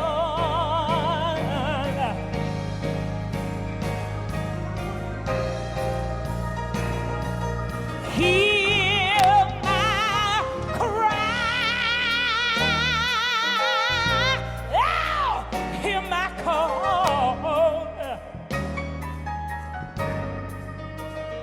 Hold my hand, Lord, and lest I fall. Take my hand, precious Lord, and lead me home.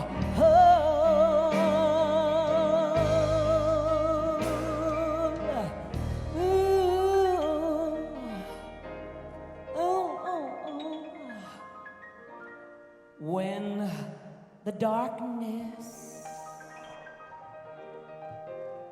appears and the night draws near and the day has passed and gone.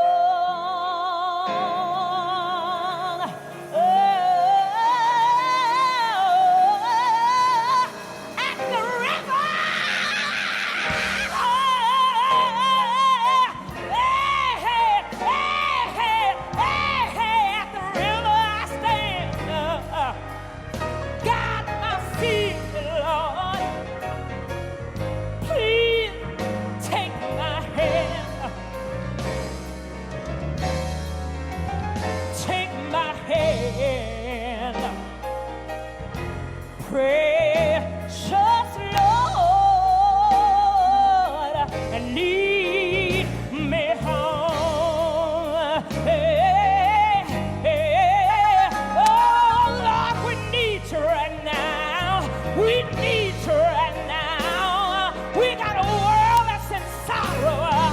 We don't know what's going to happen tomorrow.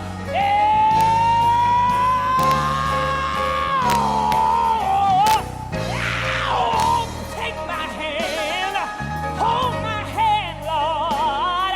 Guide my feet, Lord. We don't know which way to go.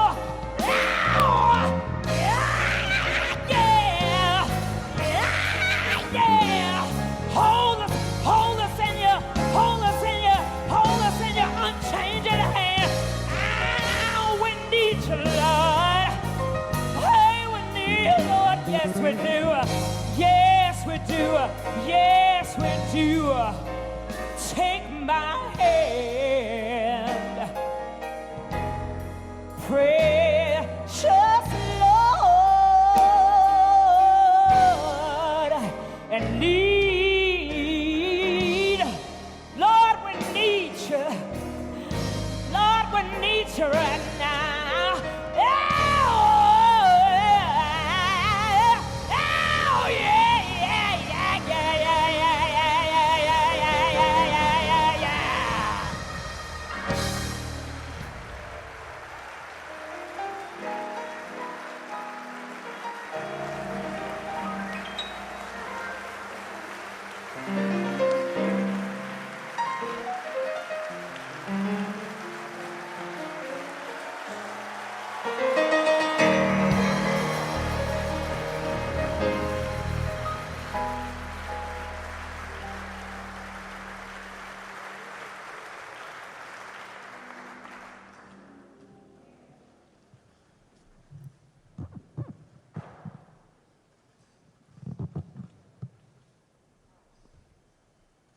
James wrote to the believers,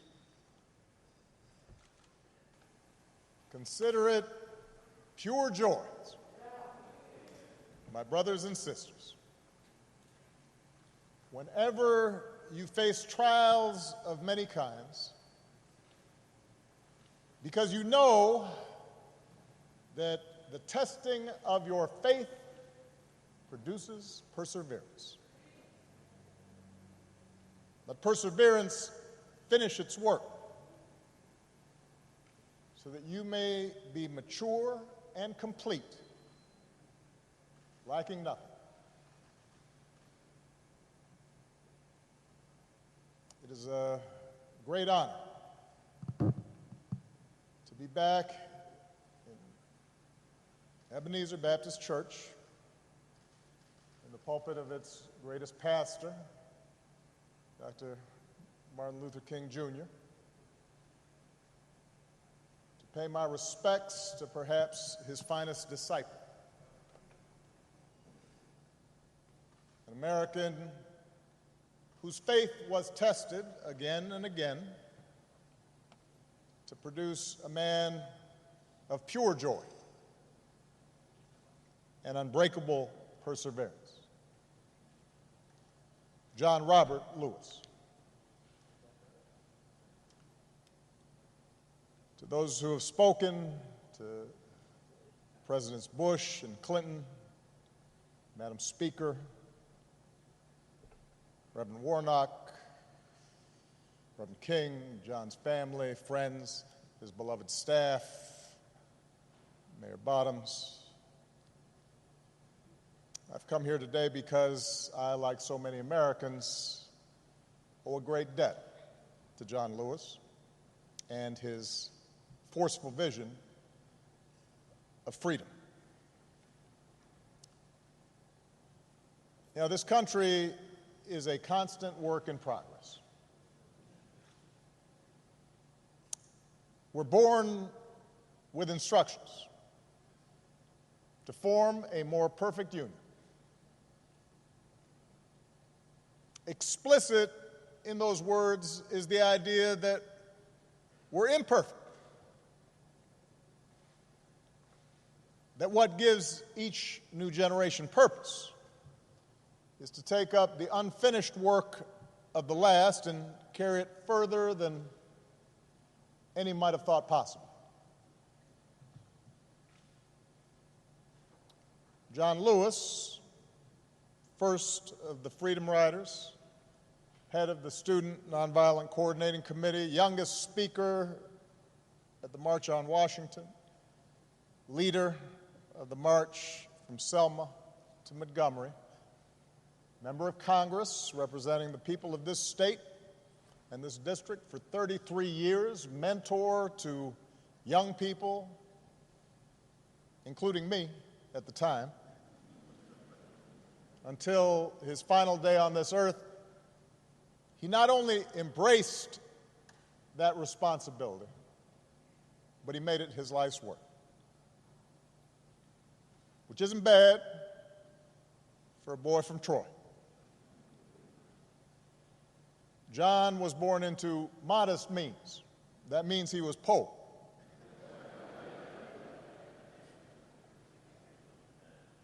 In the heart of the Jim Crow South, to parents who picked somebody else's cotton. Apparently, he didn't take to farm work. On days when he was supposed to help his brothers and sisters with their labor, he'd hide under the porch and make a break for the school bus when it showed up.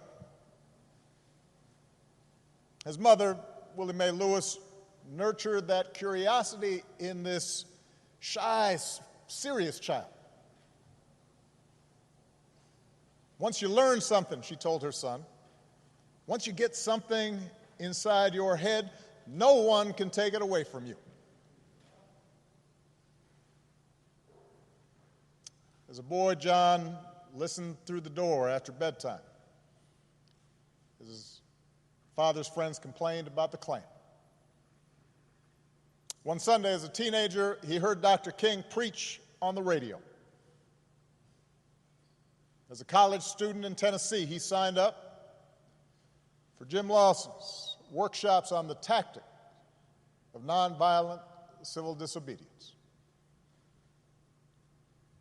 John Lewis was getting something inside his head, an idea he couldn't shake, took hold of him, that nonviolent resistance and civil disobedience were the means to change laws, but also change hearts and change minds and change nations and change the world. So he helped organize the Nashville campaign in 1960.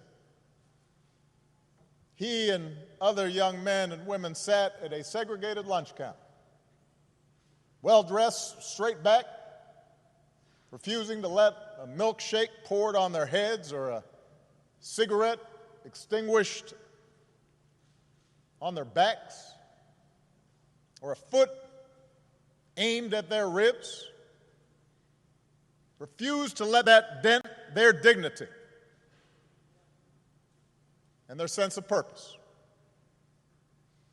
And after a few months, the Nashville campaign achieved the first successful desegregation of public facilities in any major city in the South.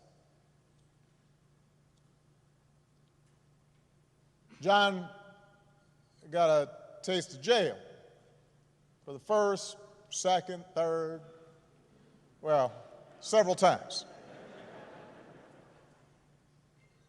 But he also got a taste of victory, and it consumed him with righteous purpose.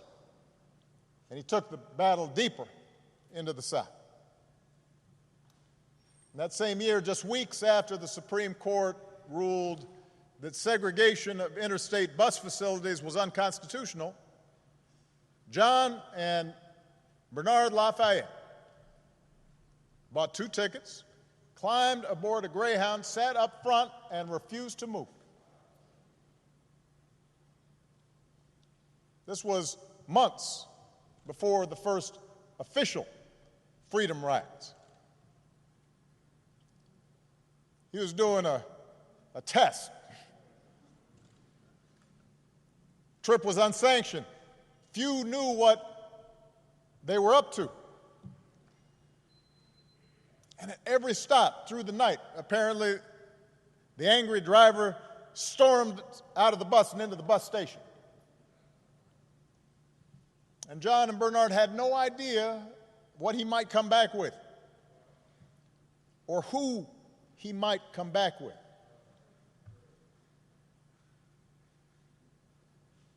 Nobody was there to protect them. There were no camera crews to record events.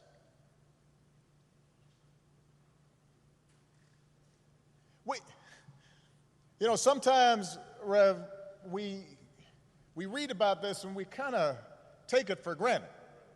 Or at least we act as if it was inevitable. Imagine the courage of two people Malia's age, younger than my oldest daughter, on their own, to challenge an entire infrastructure of oppression. John was only 20 years old, but he pushed all 20 of those years to the center of the table, betting everything, all of it, that his example could challenge centuries of convention and generations of brutal violence and countless daily indignities suffered by African Americans. Like John the Baptist preparing the way, like those Old Testament prophets speaking truth to kings. John Lewis did not hesitate, and he kept on getting on board buses and sitting at lunch counters, got his mugshot taken again and again, marched again and again on a mission to change America.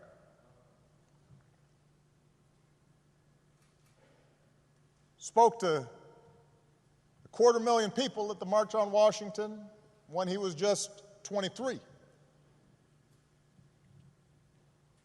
Helped organize the Freedom Summer in Mississippi when he was just 24. At the ripe old age of 25, John was asked to lead the march from Selma to Montgomery. He was warned that Governor Wallace had ordered troopers to use violence. But he and Hosea Williams and others led them across that bridge anyway. And we've all seen the film and the footage and the photographs. President Clinton mentioned the trench coat, the knapsack, the book to read, the apple to eat, the toothbrush. Apparently, jails weren't big on such creature comforts.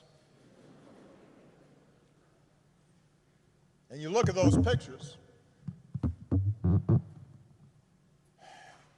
and John looks so young, and he's small in stature, looking every bit that shy, serious child that his mother had raised, and yet he's full of purpose. God's put perseverance in it.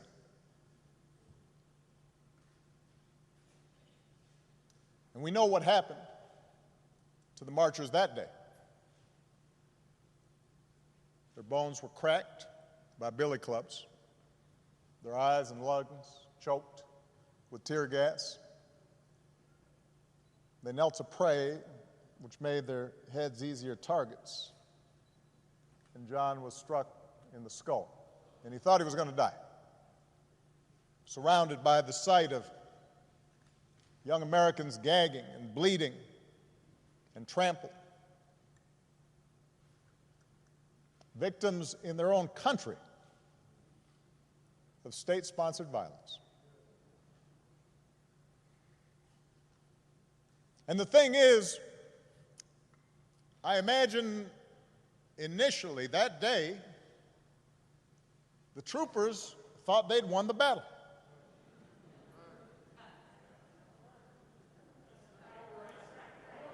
You can imagine the conversations they had afterwards. You can imagine them saying, yeah, we showed them. They figured they'd turn the protesters back over the bridge, that they'd preserved a system that denied the basic humanity of their fellow citizens. Except this time there were some cameras there. This time the world saw what happened, bore witness to black Americans who were asking for nothing more than to be treated like other Americans, who were not asking for special treatment, just equal treatment, promised to them a century before, and almost another century before that. And when John woke up and checked himself out of the hospital, he would make sure the world saw a movement that was, in the words of Scripture, hard-pressed on every side, but not crushed. Perplexed, but not in despair. Persecuted, but not abandoned. Struck down, but not destroyed.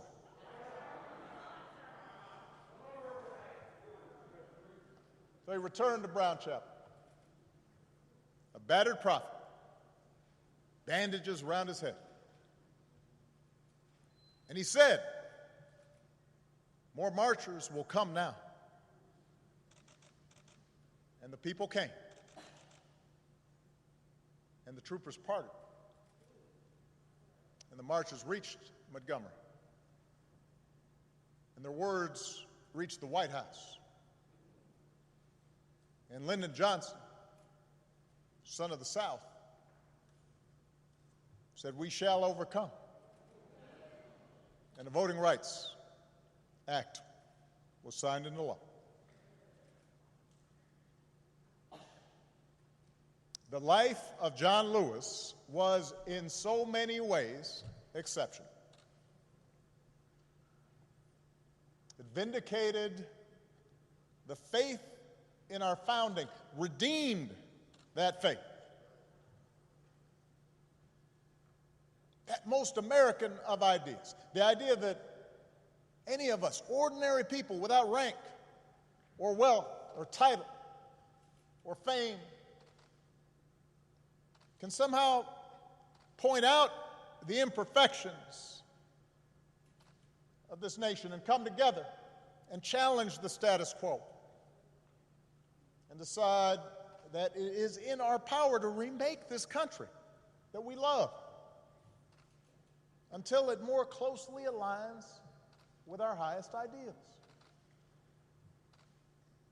What a radical idea. What a revolutionary notion. This idea that any of us, ordinary people, a young kid from Troy, can stand up to the powers and principalities and say, no, this isn't right, this isn't true, this isn't just. We can do better. On the battlefield of justice, Americans like John, Americans like Reverends Lowry and C.T. Vivian, two other patriots that we lost this year, liberated all of us that many Americans came to take for granted. America was built by people like them. America was built by John Lewis's.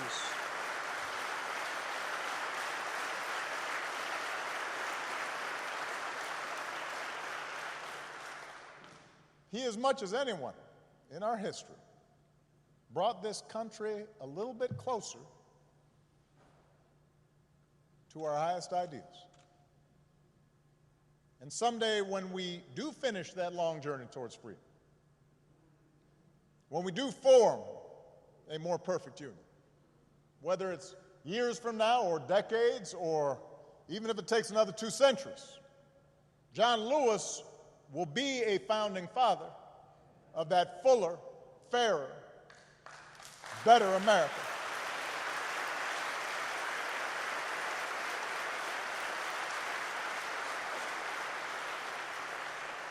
And yet, as exceptional as John was, here's the thing, John never believed that what he did was more than any citizen of this country can do. I mentioned in the statement the day John passed, the thing about John was just how gentle and humble he was.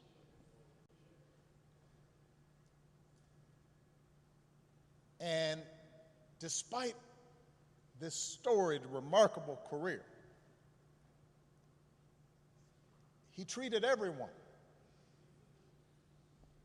with kindness and respect because it was innate to him, this idea that any of us can do what he did if we're willing to persevere.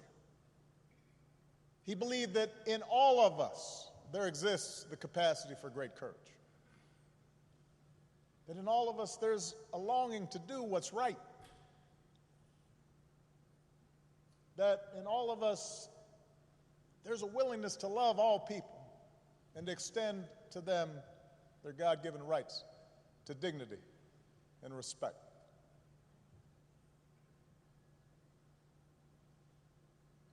So many of us lose that sense. It's taught out of us. We start feeling as if, in fact, we can't afford to extend kindness or decency to other people. That we're better off if we're above other people and looking down on them. And so often that's encouraged in our culture. But John always said, he always saw the best in us. And he never gave up and never stopped speaking out because he saw the best in us. He believed in us even when we didn't believe in ourselves. And as a congressman, he didn't rest. He kept getting himself arrested. As an old man, he didn't sit out any fight. Sat in all night long on the floor of the United States Capitol. I know his staff was stressed.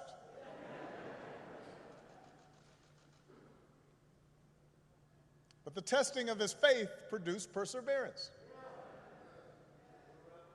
He knew that the march is not over, that the race is not yet won, that we have not yet reached that blessed destination where we are judged by the content of our character. He knew from his own life that progress is fragile, that we have to be vigilant against the darker currents of this country's history, of our own history, with their whirlpools of violence and hatred and despair that can always rise again. Bull Connor may be gone, but today we witness with our own eyes police officers kneeling on the necks of black Americans. George Wallace may be gone, but we can witness our federal government sending agents to use tear gas and batons against peaceful demonstrators.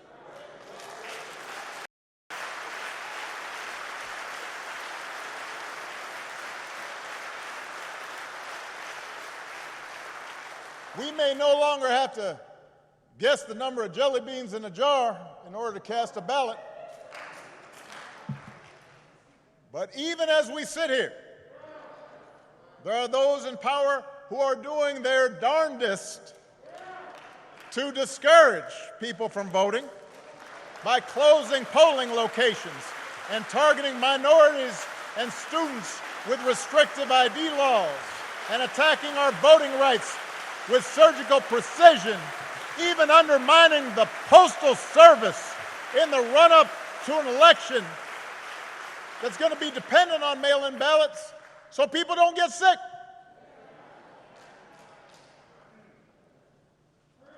Now, I know this is a celebration of John's life. There are some who might say we shouldn't dwell on such things. But that's why I'm talking about it. John Lewis devoted his time on this earth fighting the very attacks on democracy and what's best in America that we're seeing circulate right now.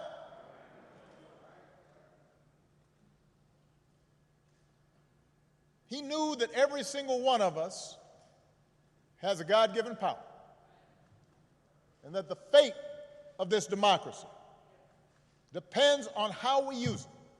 That democracy isn't automatic.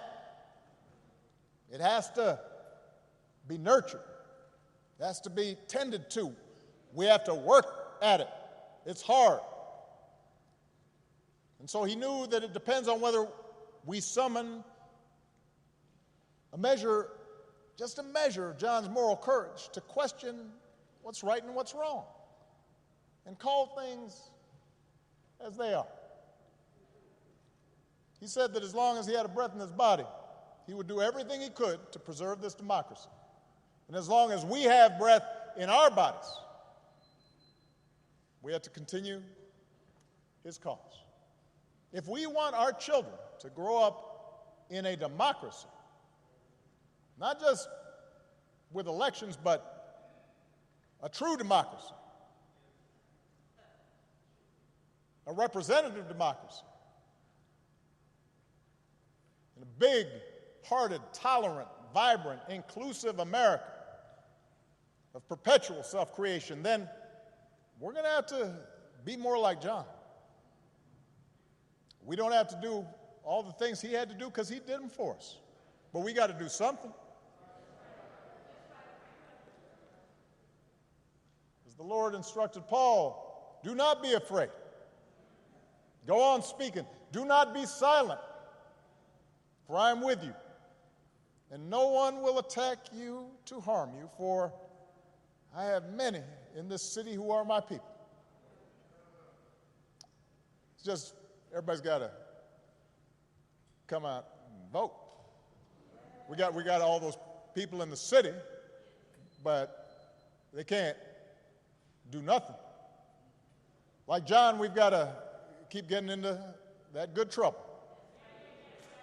He knew that nonviolent protest is patriotic, a way to raise public awareness and put a spotlight on injustice and make the powers that be uncomfortable.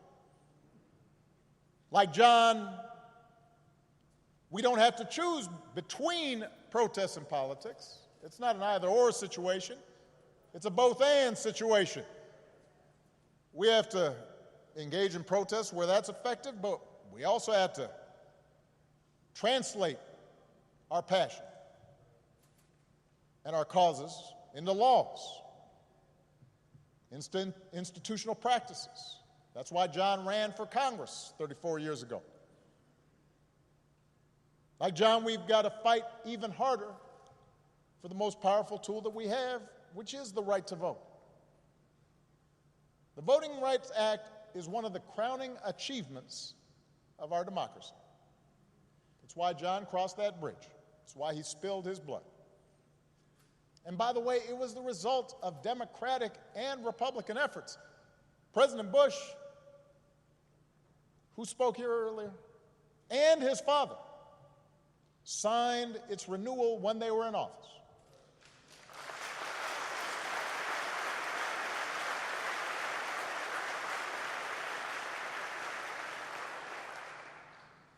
President Clinton didn't have to because it was the law when he arrived, so instead he made a law to make it easier for people to register to vote.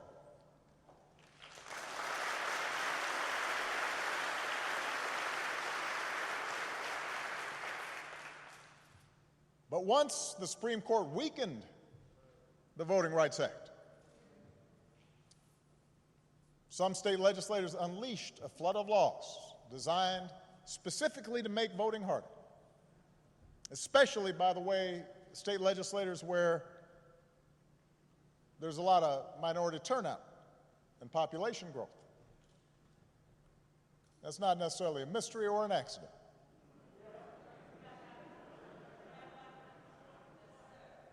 It was an attack on what John fought for. It was an attack on our democratic freedoms. And we should treat it as such.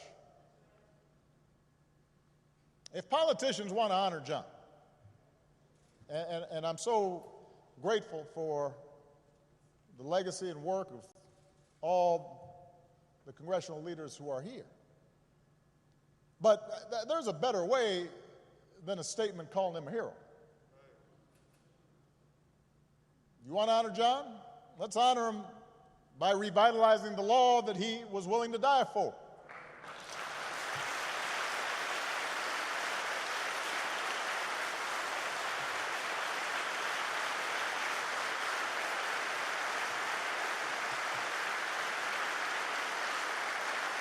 And by the way,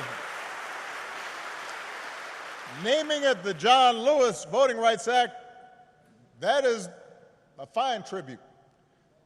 But John wouldn't want us to stop there, just trying to get back to where we already were.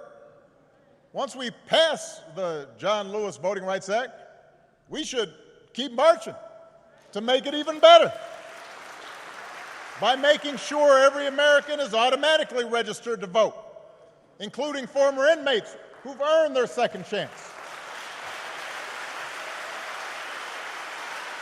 By adding polling places and expanding early voting and making Election Day a national holiday. So if you are somebody who's working in a factory, or you're a single mom who's got to go to her job and doesn't get time off, you can still cast your ballot by guaranteeing that every American citizen has equal representation in our government, including the American citizens who live in Washington, D.C. and in Puerto Rico. They're Americans.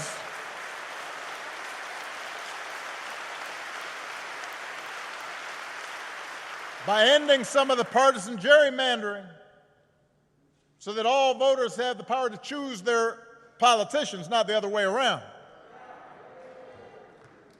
And if all this takes eliminating the filibuster, another Jim Crow relic, in order to secure the God-given rights of every American, then that's what we should do. Now, even if we do all this, even if every bogus voter suppression law is struck off the books today, we've got to be honest with ourselves that too many of us choose not to exercise the franchise.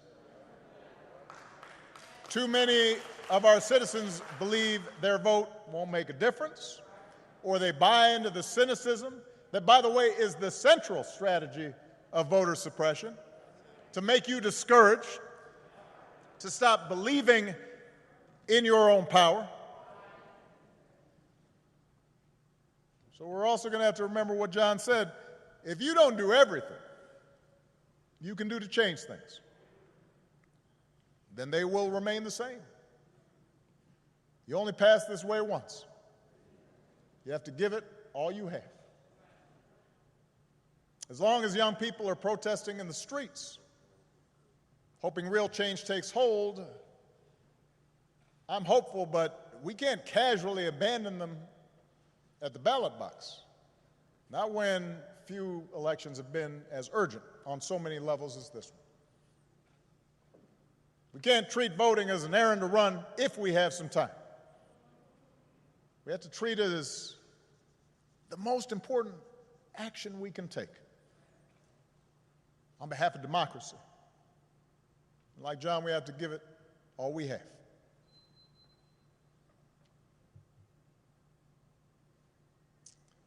I was proud that John Lewis was a friend of mine.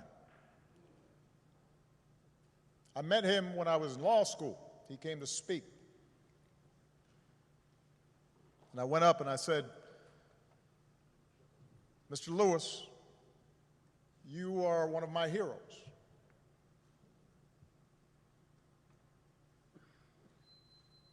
What inspired me more than anything as a young man was to see what you and Reverend Lawson, Bob Moses, Diane Nash, and others did.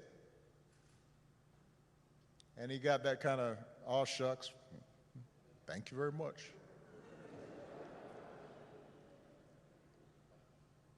Next time I saw him, I'd been elected to the United States Senate. And I told him, John, I'm here because of you.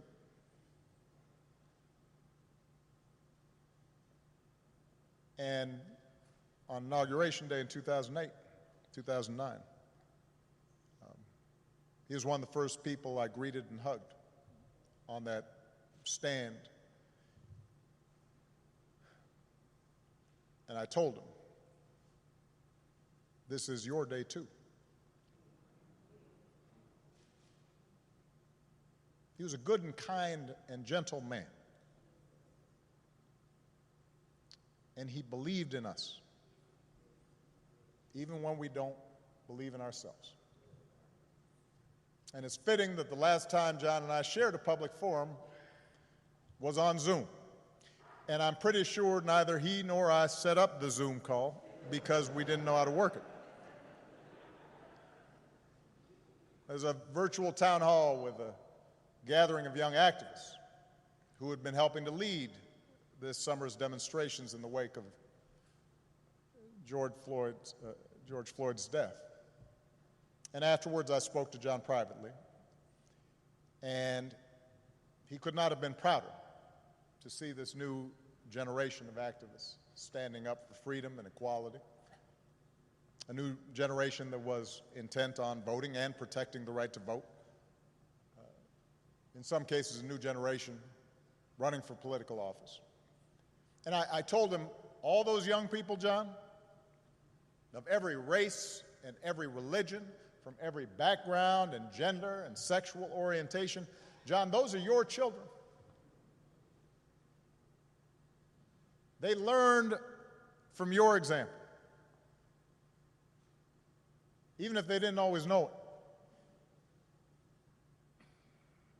They had understood through him what American citizenship requires, even if they'd only heard about his courage through the history books. By the thousands, faceless, anonymous, relentless young people, black and white, have taken our whole nation back to those great wells of democracy which were dug deep by the founding fathers in the formulation of the Constitution and the Declaration of Independence. Dr. King said that in the 1960s, and it came true again this summer. We see it outside our windows in big cities and rural towns, in men and women, young and old, straight Americans and LGBTQ Americans, blacks who long for equal treatment, and whites who can no longer accept freedom for themselves while witnessing the subjugation of their fellow Americans.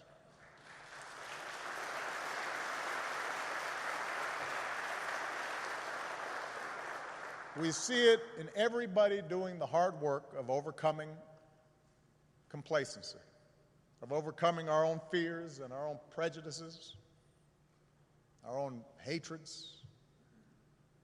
You see it in people trying to be better, truer versions of ourselves.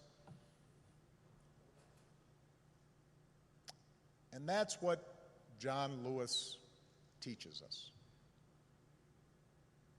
That's where real courage comes from. Not from turning on each other, but by turning towards one another. Not by sowing hatred and division,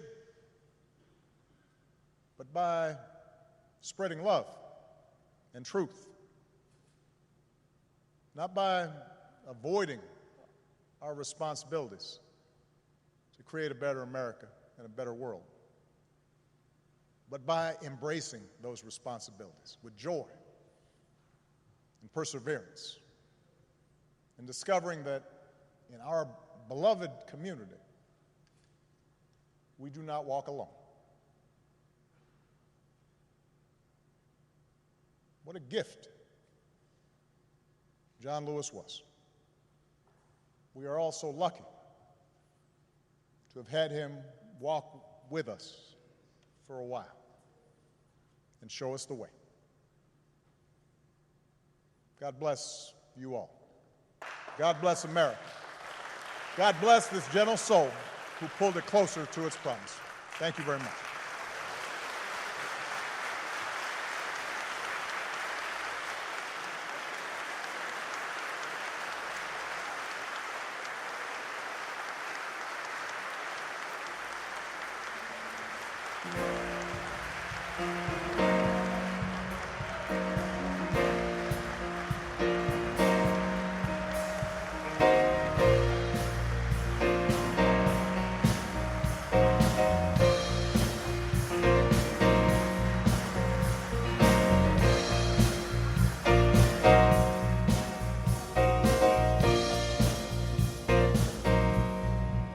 Thank you so much. We are honored to be here. I would like to thank Brother Michael Collins for about a week before Congressman passed. He had called Bibi, and so Bibi and I and my sister Cece, we had opportunity to sing to him. And one of the songs, we sang songs differently, but the one song I'd like for everyone that would just join in with me and say, we shall overcome. We shall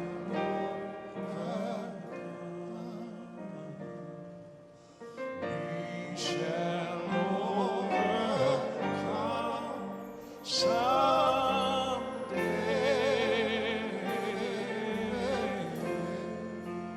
Oh, deep in my heart, I do believe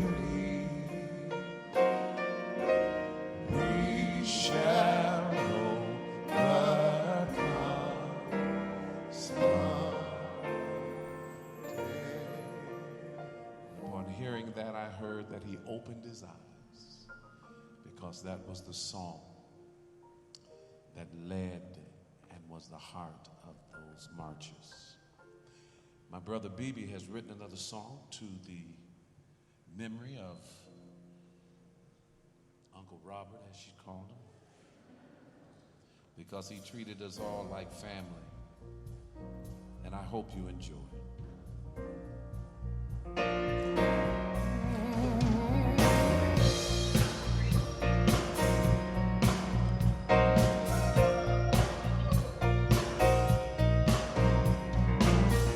Born in Troy, Alabama.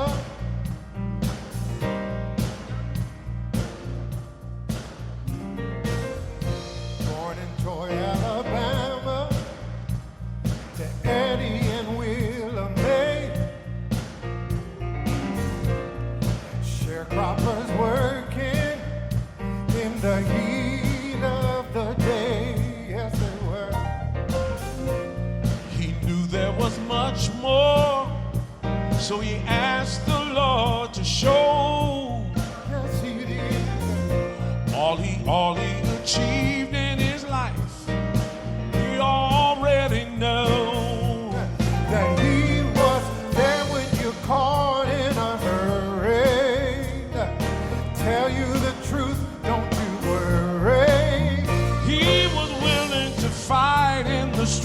gold, and he was willing to get in good trouble. Yes, he was. Yes, he was. He was willing to get in good trouble.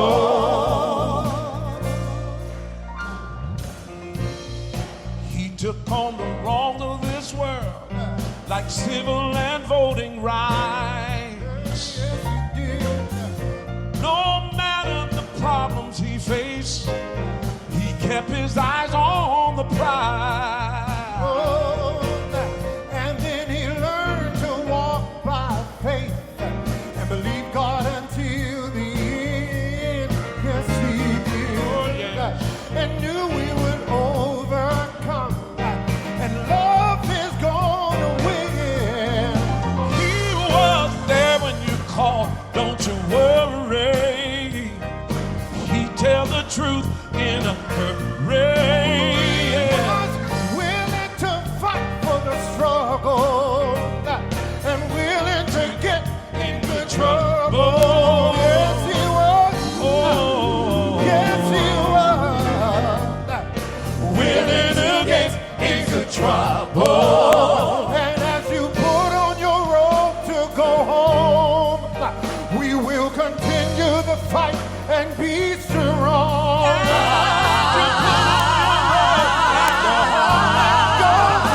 We'll continue to fight. Continue to fight. He was there when you caught in a hurry. He tell you the truth. Don't you worry. He was willing to fight for the struggle. And he was willing to get in good trouble. He was willing to fight. He was Ready to fight. He was willing to get in good trouble. Willing to fight. Ready to fight. He was Willing to get in good trouble. He was willing to fight. Willing to sacrifice. Yes, he was willing to get in good trouble. Willing to fight. Ready to fight. He was Willing to get in good trouble. He was Willing to fight. Ready to fight. Cause he was Willing to get in good trouble. Willing to fight. Ready to fight. Cause he was Willing to get in good trouble. Thank you for willing to fight. Thank you for ready to fight. Thank you. Willing to get in good trouble. Willing to fight. We should be Ready to fight. And willing to get in good trouble.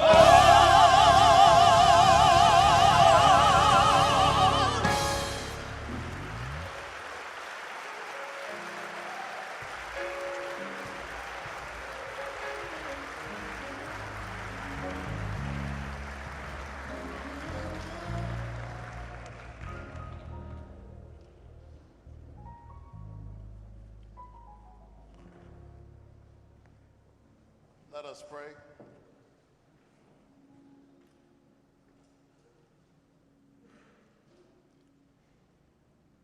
And when he shall die, take him and cut him into stars. He shall make the face of heaven so fine that all the world will grow in love with night and pay no worship to the garish sun. Gracious and loving God, we commend into your safety the soul of your son, John Robert Lewis. You've seen the affidavit of his deeds. Yes, he stayed in trouble. Good trouble. Necessary trouble. He fought the good fight.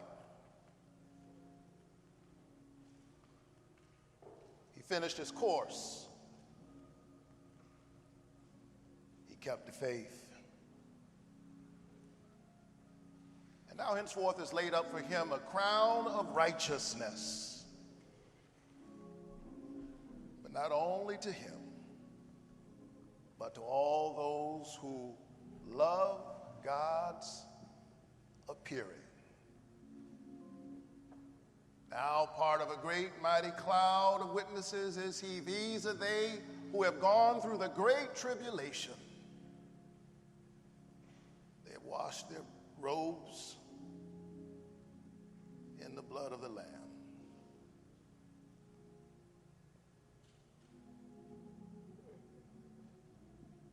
The angels rejoice because he has been vindicated by history. His deeds etched into eternity, and his soul received into your glory. In the name of the God who loves us into freedom and frees us into loving, through Jesus Christ our Lord, we pray. Amen.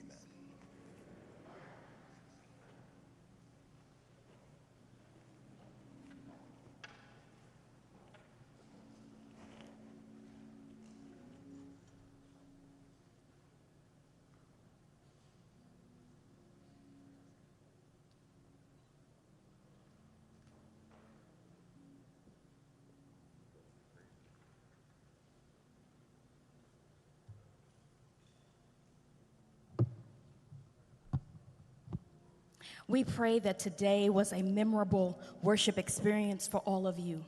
Now, Pastor Warnock will greet the family along with Reverend Dr. Bernice King, and then we will follow the Department of Defense's instructions as they carry out our Representative Lewis.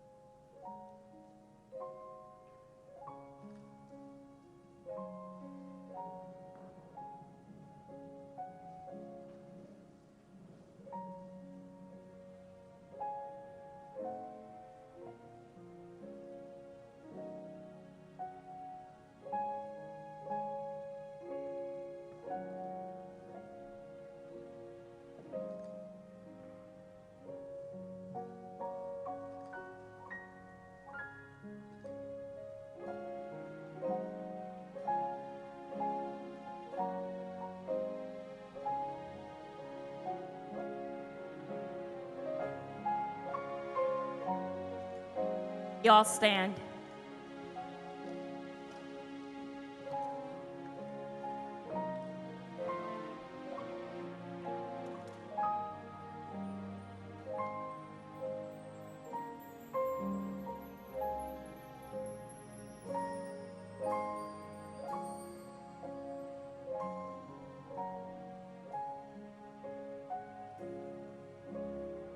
The family may remain seated. Thank you.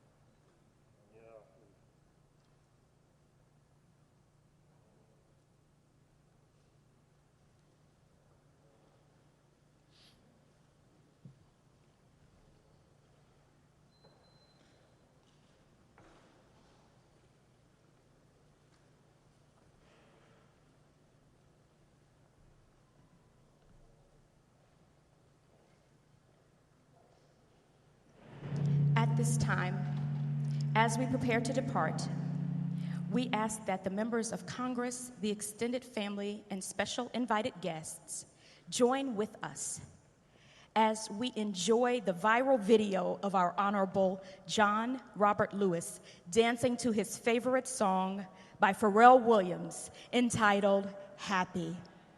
This is an opportunity for all of us to enjoy this worship experience and to join in and dance with him and clap along if you feel like a room without. Y'all ready?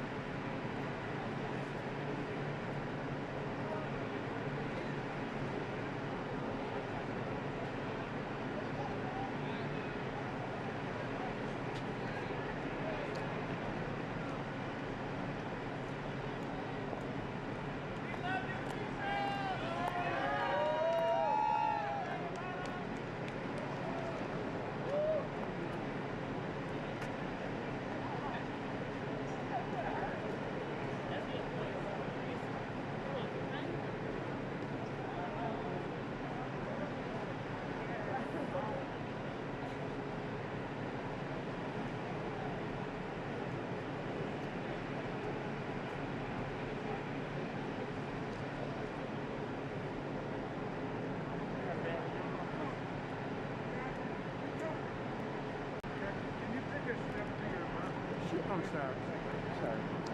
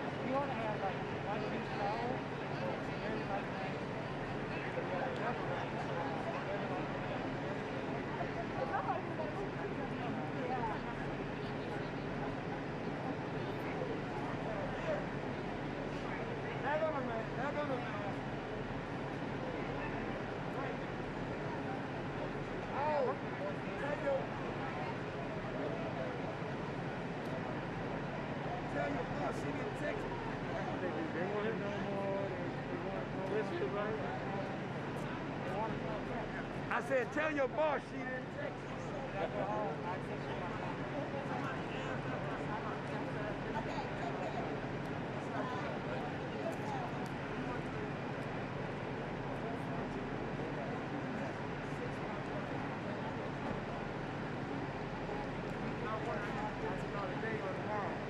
I'm leaving in the morning. I just want my... Well, it really didn't be a mistake. Even if we have to arrange something else, I'm going to hear with all this stuff. I'm trying to... I'm trying to have a place on the map. Remember this. This is a clay print, so you have to treat it like fine art. So when you frame it, you let them know that. Okay. You don't want nothing all up on the line. No, it don't have to be shadow, but you know, they like to press everything on that. Attitude. Let them know it's a fine print.